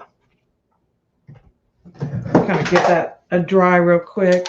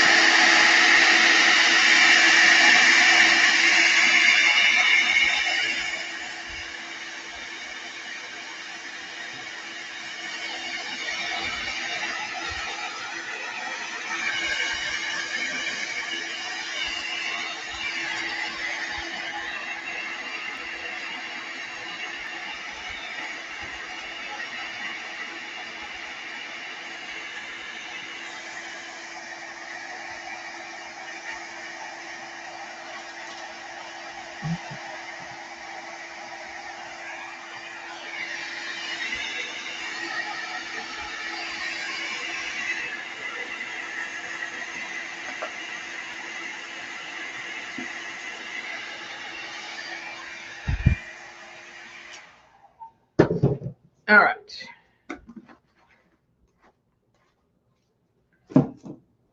And I think I want to consider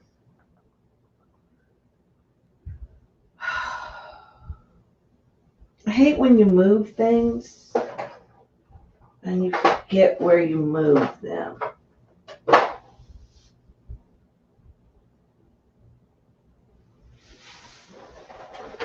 Let me look over here. I'm looking for some Andy Skinner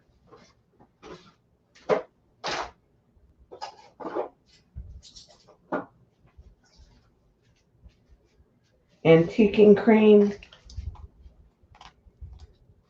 by Deco Arts is what I'm kind of leaning towards.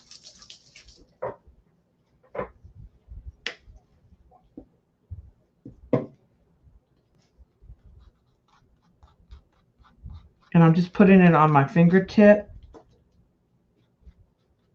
and hitting some of those bumps. I just want to knock some of that back a little in places.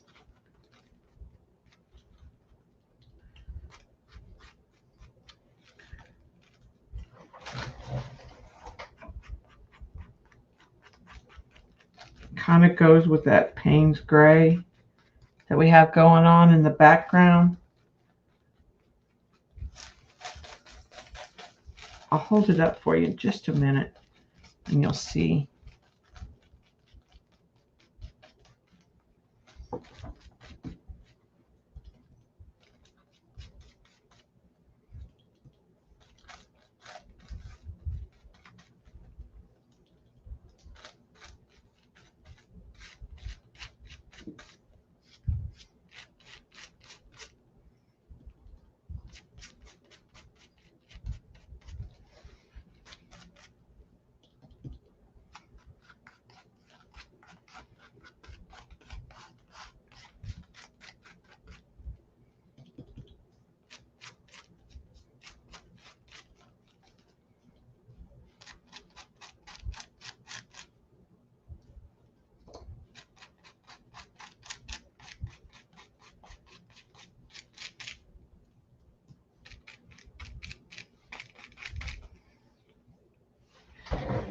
Okay, that just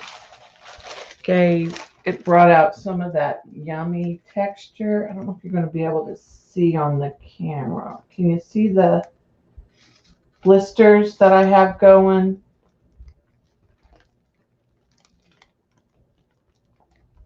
And it just kind of knocked it down a little bit in places and brought up the blisters.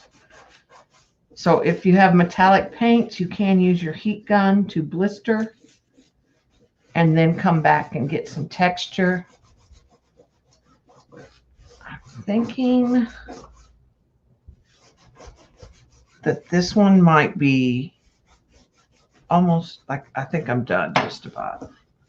Thinking maybe a paper, but I'm not positive. And I'm going to take a picture at this stage again. Yeah, I do too. I think I'm putting it someplace super logical and safe. And then I can't remember where the super logical and safe place is.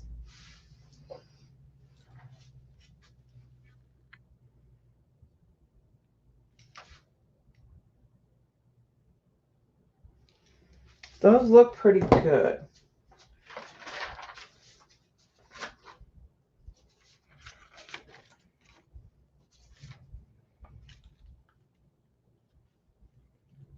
No.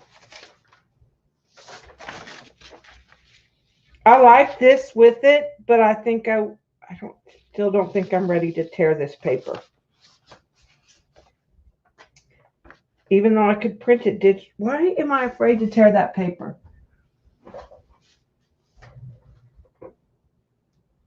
I can print it digital, right?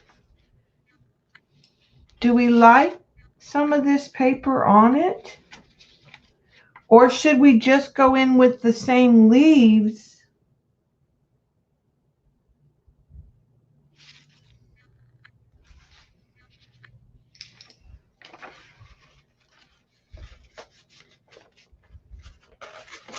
Tearing.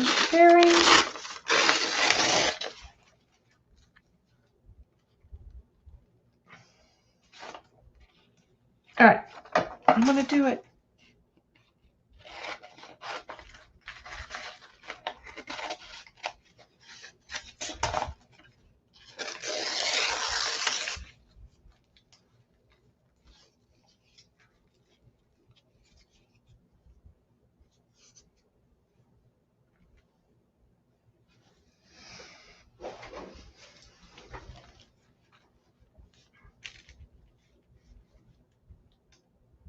I'll pull that back just a little bit when I glue it, and then I'll cut it and trim it.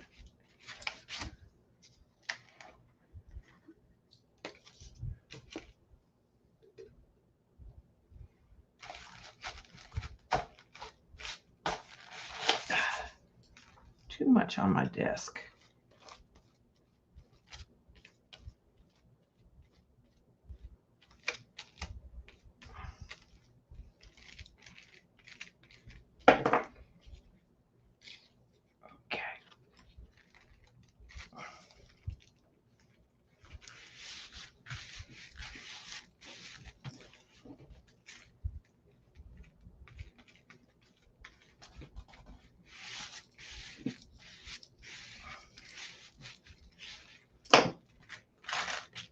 And like I said, I'll trim that from the back.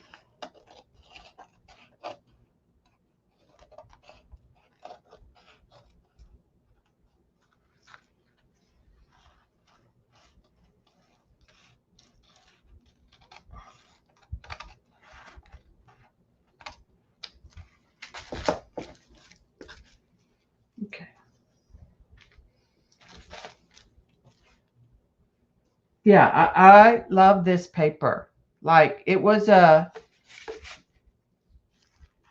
happy accident, sort of. It's my favorite paper I did yesterday. And I didn't do it all on the jelly plate. I did the background on the jelly plate, which put the blue, the light blue and the gold. And then I stenciled the ferns.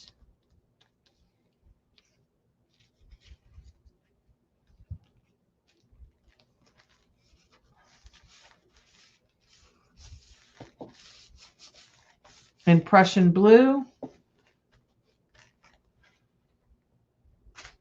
I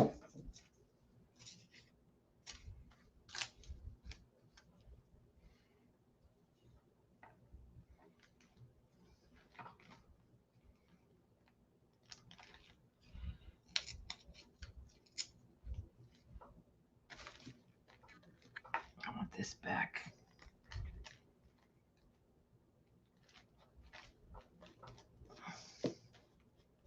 Where was there?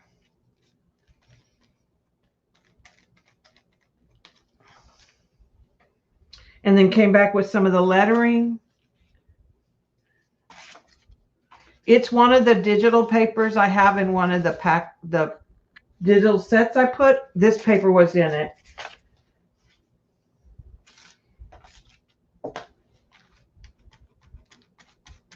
In the set, all of the sets, I put a piece of artwork and then put papers that go with it.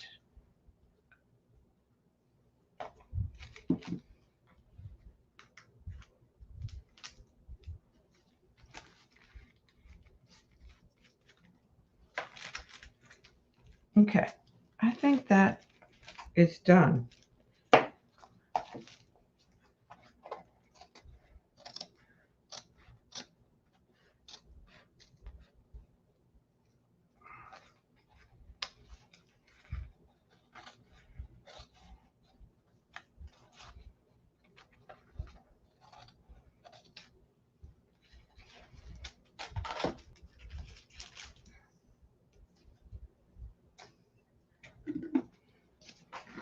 Like I said, right now I'm just making backgrounds. I'm not really trying to finish a journal page.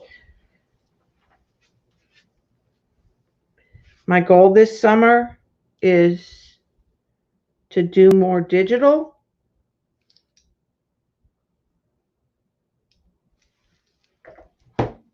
So I'm trying to build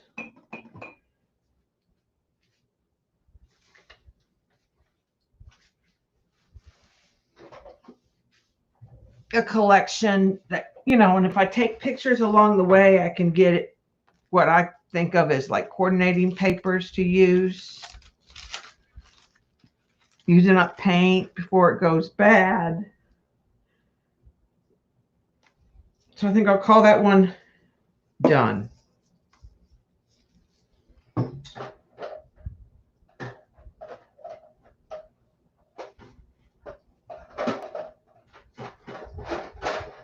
And I've been trying to do it kind of journal artista way and just sort of throw paint and maybe go outside of my comfort zone. Like, it's not how I typically do backgrounds.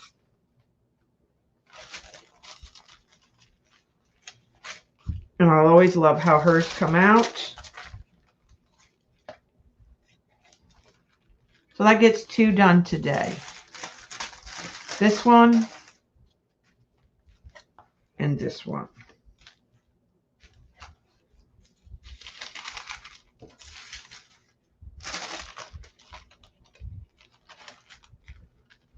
And then we threw down paint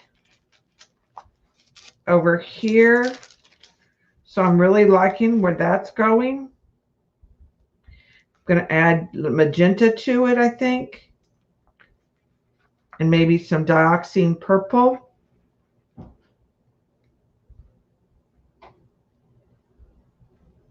And let that, you know, metallic kind of. Yeah, just painty play. This one's coming along. I think I'm going to go more grunge with it. This one's done. I like how it came out kind of industrial.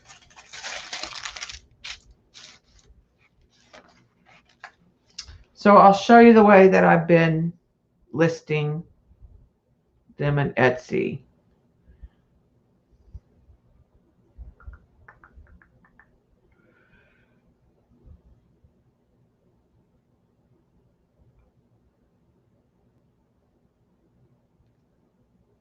So on this paper pack, there's Tay and the paper I used today, that deli paper, the reverse of those two, and a lighter floral.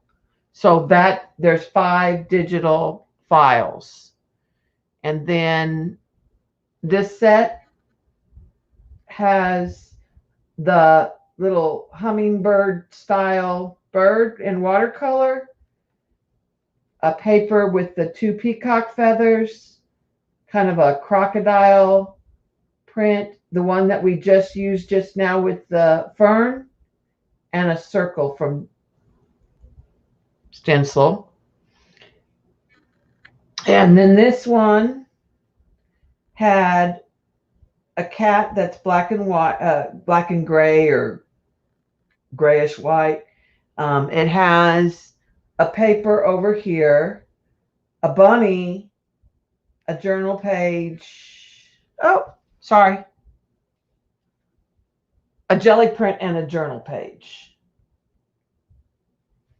And then the last one that I loaded that was new is this one. Has the bulldog in pink with turquoise glasses, a turquoise jelly print, 2 pink and kind of yellowish monoprints, and the front journal page that's kind of in the muted beige and soft teal. And so that's kind of how I've been listing them, is in sets of 5. And they are on my Etsy, which is Debbie Epps on Etsy, Debbie Epps on Instagram,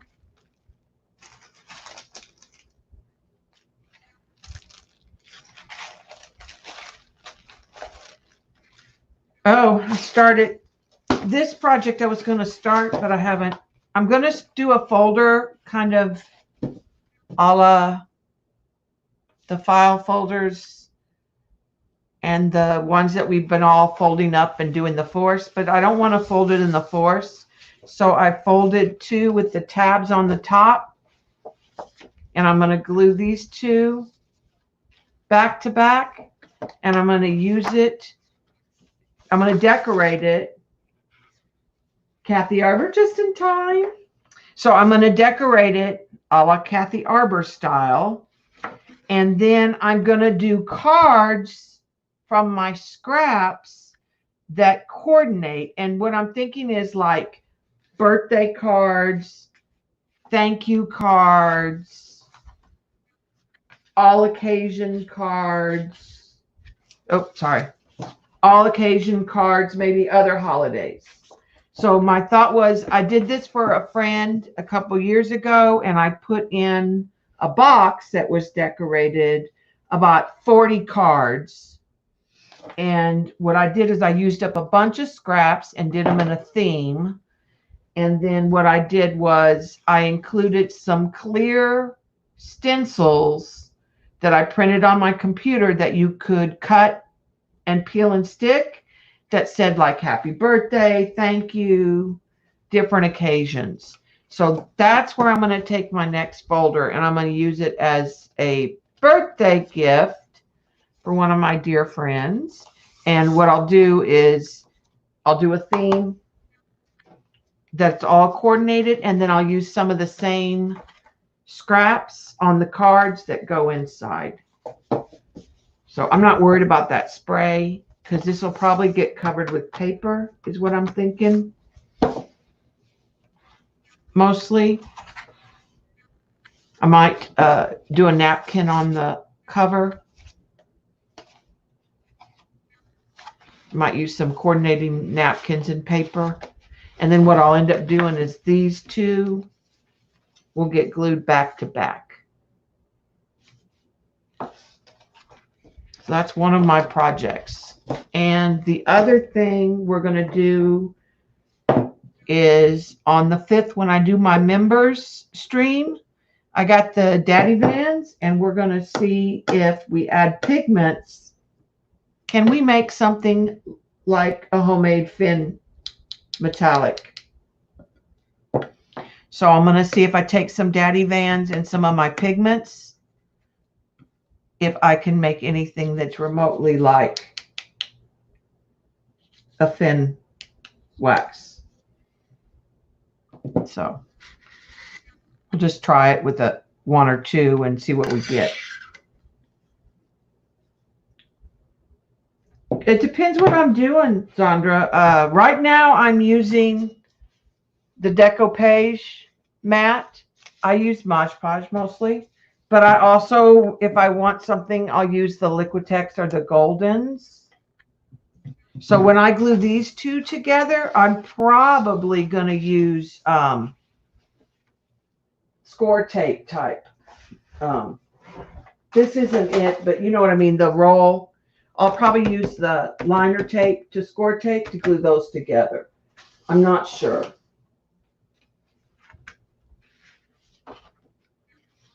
Sometimes I just use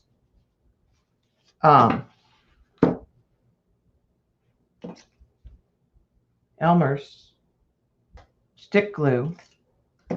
I just vary it up depending what I'm doing. But I usually use the heavy gel if I'm afraid it won't stick. Or I want to avoid. This is almost gone, so it's almost time to order. I didn't pay for this. I'm a deco art, the helping artist. And this was on one of my orders to try. And it's okay. But I really like my Mod Podge better. There's nothing wrong with it. To glue the journal pages in here, this glue stick. To glue these together, I just use glue stick.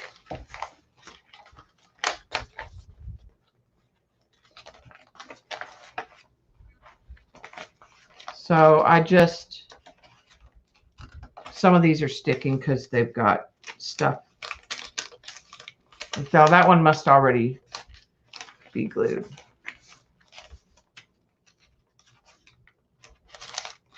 I didn't gesso all these, so I'm finding where I left off.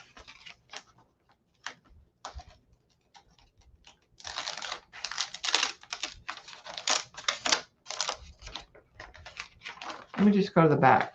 It's also gotten wet, so some of them are sticking together. So I just do this.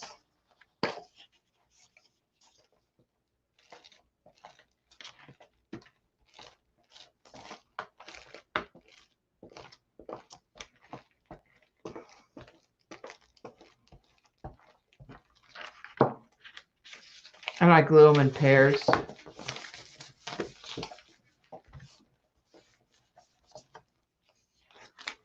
So there's 2 layers. That's all I do. Yeah, it could. And I'm working front to back, but I don't really care. Because I'm going to be honest, when I'm done with it, I might tear the pages out and use them in some way. I'm not a journal keeper in that sense. I don't have kids. We don't keep a lot of stuff around the house. So I might sell it. I might decorate it and sell it. But so far I haven't gone to, I mean, I didn't get mine super wet like Paula. I have not given mine a bath. Paula, yeah, I'm gessoing them. The first thing I did was I just like threw down some marker. Just to throw down some marker. So I just literally took marker, alcohol marker, and made scribble marks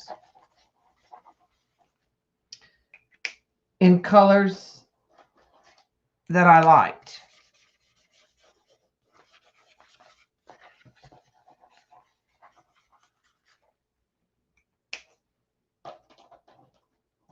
Now you could at this time probably add a little water to make it bleed a little more. I did not. And then I usually have been throwing down some sprays. This is Lindy's.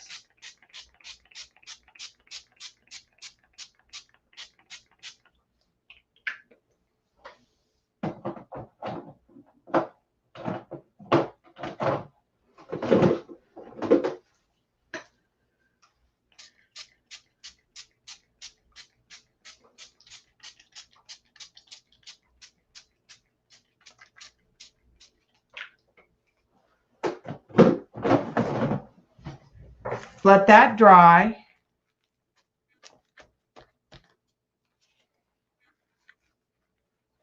And usually I've been drying it.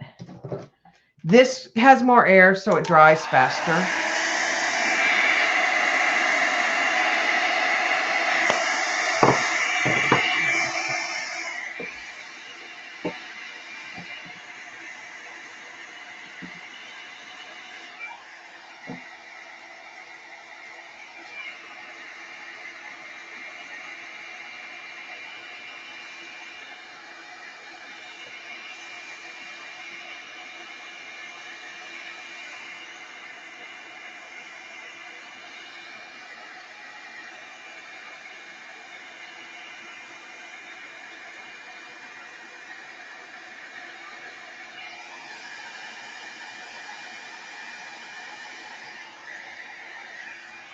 And I like the wrinkles you get in the pages if they're not, like this one's not glued in the middle.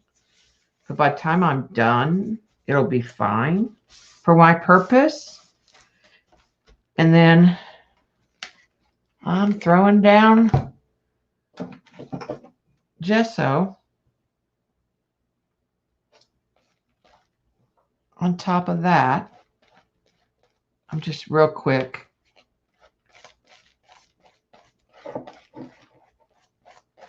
You can brush it on, get an even coat. I'm going to let this one be messy on purpose.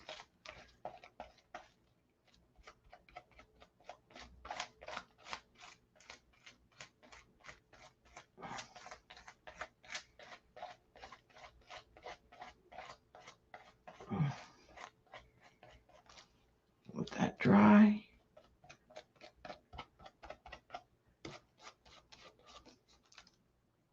And this marker and stuff will come up through that gesso, the shadows of it. And it may not even show up in the final layers.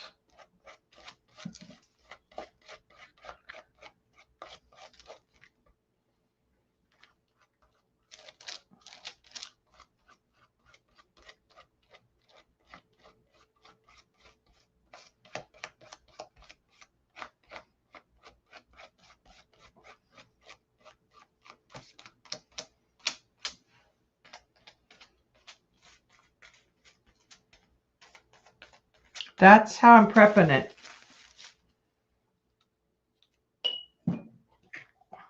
And then I let that dry really, really, really good.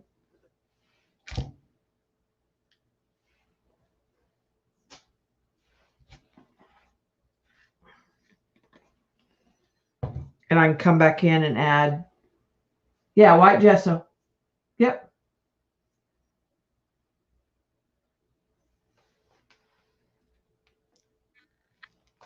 Once they dry, they start to, like this one's coming apart, but once I get them really, like these aren't back here, they get like leathery. I'm sure some of the paints go through the paper and stick to the other layer. See, like that is starting to come through to that back. But I embrace the wrinkles as far as I want the wrinkles. That's what gives me some of that texture when I'm scraping. So I like the fact that there's marks in the gesso and stuff in here. I didn't spray any dilutions, but you might see some dilutions from this page coming through the gesso because there was dilutions on here. So that might show up. And then I'll just let that dry. And what I've been doing is doing like 5 or 6 pages prepped and then come back and work on them. And what I'll end up doing is putting on a mat. The ones that are sticky, I'll probably put some of this on it. I know this dries hard. The sealer, I was not happy with. But this I use on paintings. So, and I don't like the matte on paintings, so this will work good. The other thing that I could use is I have sprays. If it's sticky, I could spray it, and this would seal it too. This is what I use on the alcohol inks to seal them.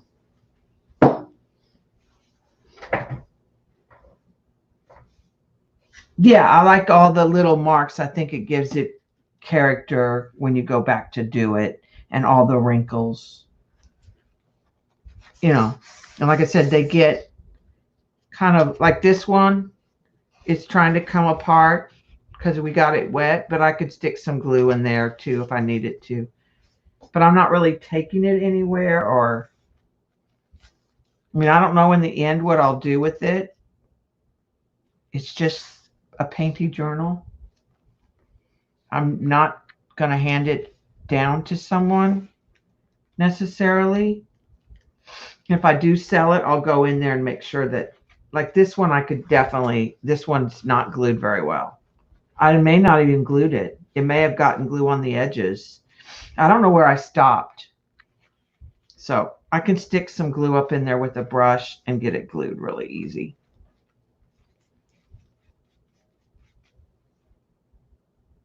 Yeah, I seal my alcohol paintings. This is the matte, which I don't care for. It's okay. It's great for the black. But usually I use a high gloss. And I use this or the Krylon. I think I'm out of the Krylon right now. But I have this one. Another thing that I sometimes use is this. I really like this to seal stuff. If you put enough coats, it's kind of almost like a resin. I use this more if it's on a hard surface, like a wood, like a collage, and I really want to embed, but I don't want to do resin. I also use this triple thick spray on the clipboards that I do. In fact, I need to do some clipboards. Hi, Judy. You're just in time. We're going to leave. Sorry. It's about time for Xandra to be on if she hasn't already started.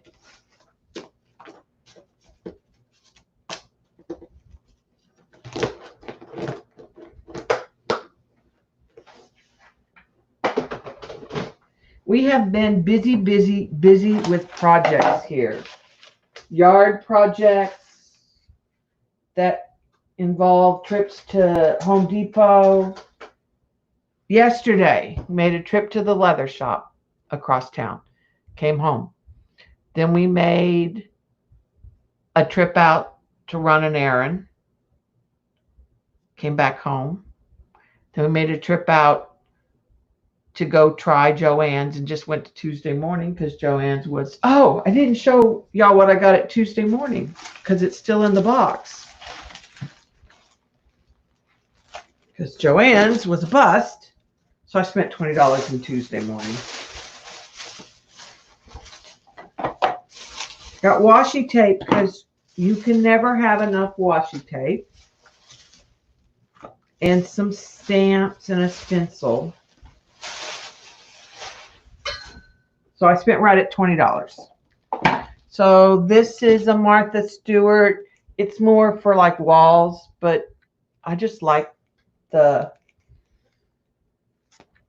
kind of a Greek key Roman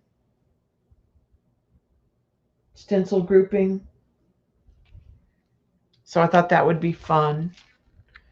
That might be fun to use on here. I might do a solid color and then a metallic. That would be a pretty, with a coordinating paper, something floral for the person that I'm going to give it to. And then I got a Crafter's Companion stamp. It's a sunflower. It says, "You are amazing." It's really for like a card. It says love and you are amazing. It was $2.99. And then I got this Bo Bunny stamp, which I love. It has script, but it's not solid.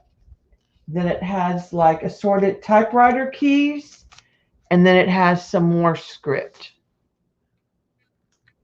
in cursive script. And that was $2.99. It's called Take Note.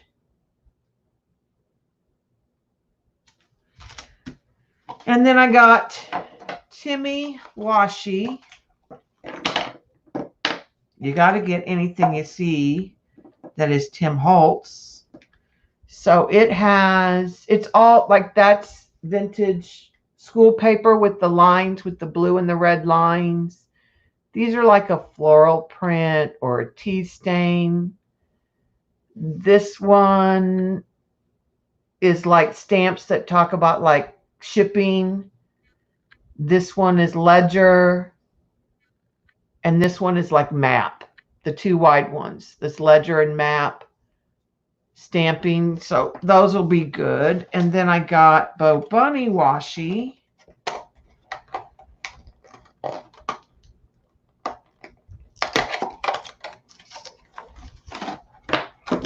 And this I'm going to use on the folder project too, because this has really pretty toile and a sparkly blue. So if I do the brown with the silvery stencil and a floral paper, that might go really pretty with it if I go with blues.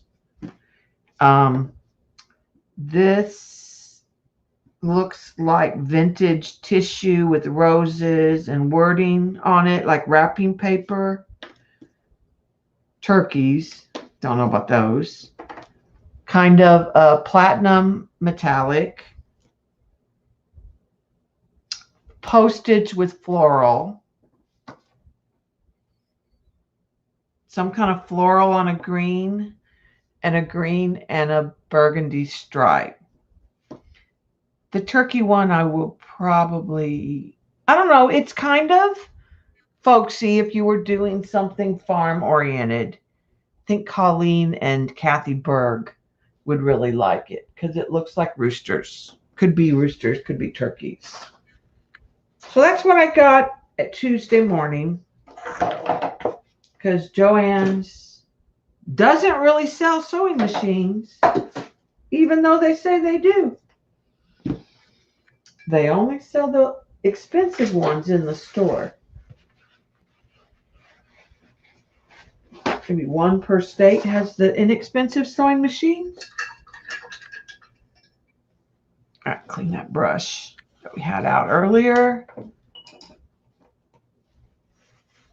And I am wiping these off because I'm bad about using one with, I don't want to put the gesso in my glue water. I try to keep the glue water to only be glue.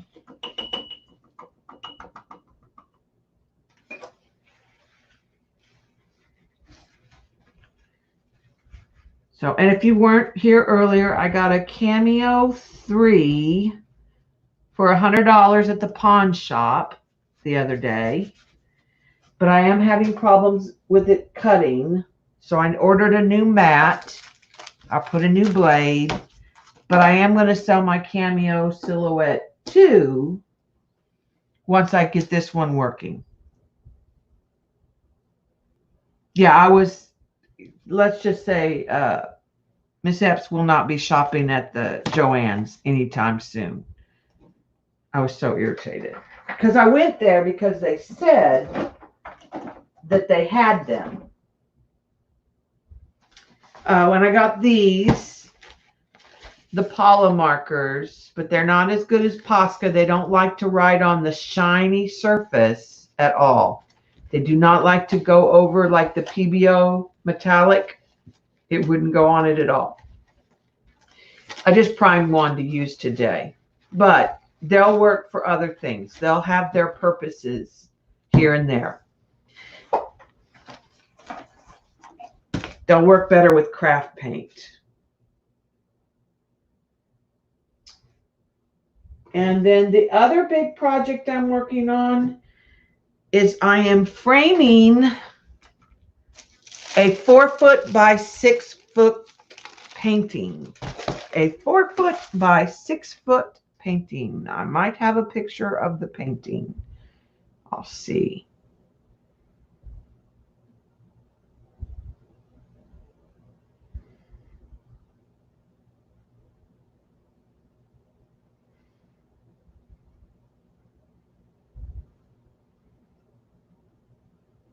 No, not there.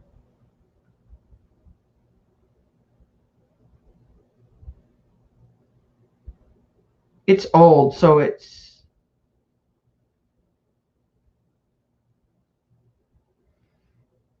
I'll have to take a picture of it. Because it's not there.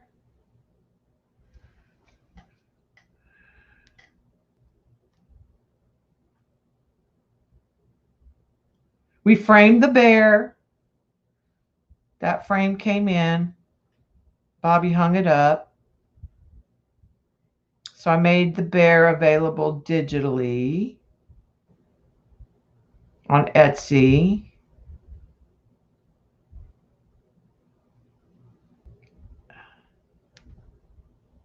I don't know how far back these pictures will go. We're getting there. 2000. Well, I painted the picture a really long time ago. Really, really, really long time ago. Like 2008.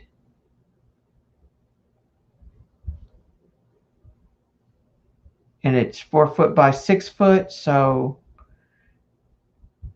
framing it is no joke. It's on my Facebook page, so that's why I thought it might be on my phone somewhere.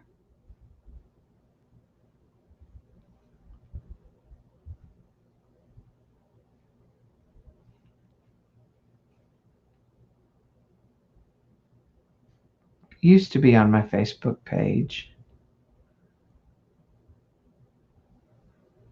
I don't know. I can't find anything on there anymore.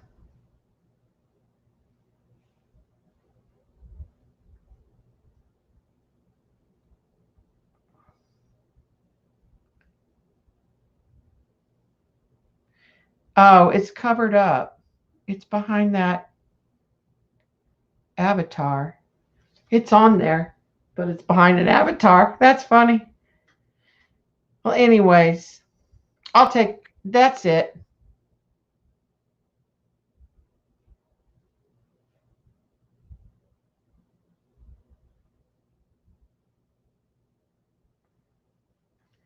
This is it. It's 4 foot by 6 foot. And I'm making a floating frame that it floats in. So I got a 1x2s and a flat piece that's like 4 by 1/4 that's flat, and then you put the 1x2 like this with wood glue and clamp it, and then the picture sits in this part. I'll take pictures and show you. It's hard to explain. So I make the 4 sides. I didn't miter the corners because I was being lazy. And then I'm going to clamp it together and use nails, and I got a French cleat to hang it and stuff. So that's kind of we've been doing projects, working on the yard. We went today and got something else for the garden that Bob bought for Shangri-La. I don't have any pictures of Shangri-La either. Hardly. Bob does. I just have a picture or two. He bought that one day off Facebook. He bought her off Facebook. He bought those pot holders off Facebook. Bought a bunch of pots. The garden's crazy. So that's what we've been doing. It's keeping us busy. Keeping us busy. All right, I'm going to let you go because I think Zandra will be on here pretty soon. If you're interested in any of the digital papers, they're on my Etsy, which is Debbie Epps. And they're 5 files for $5. So that's $1 a file. All right, guys, I will see you later.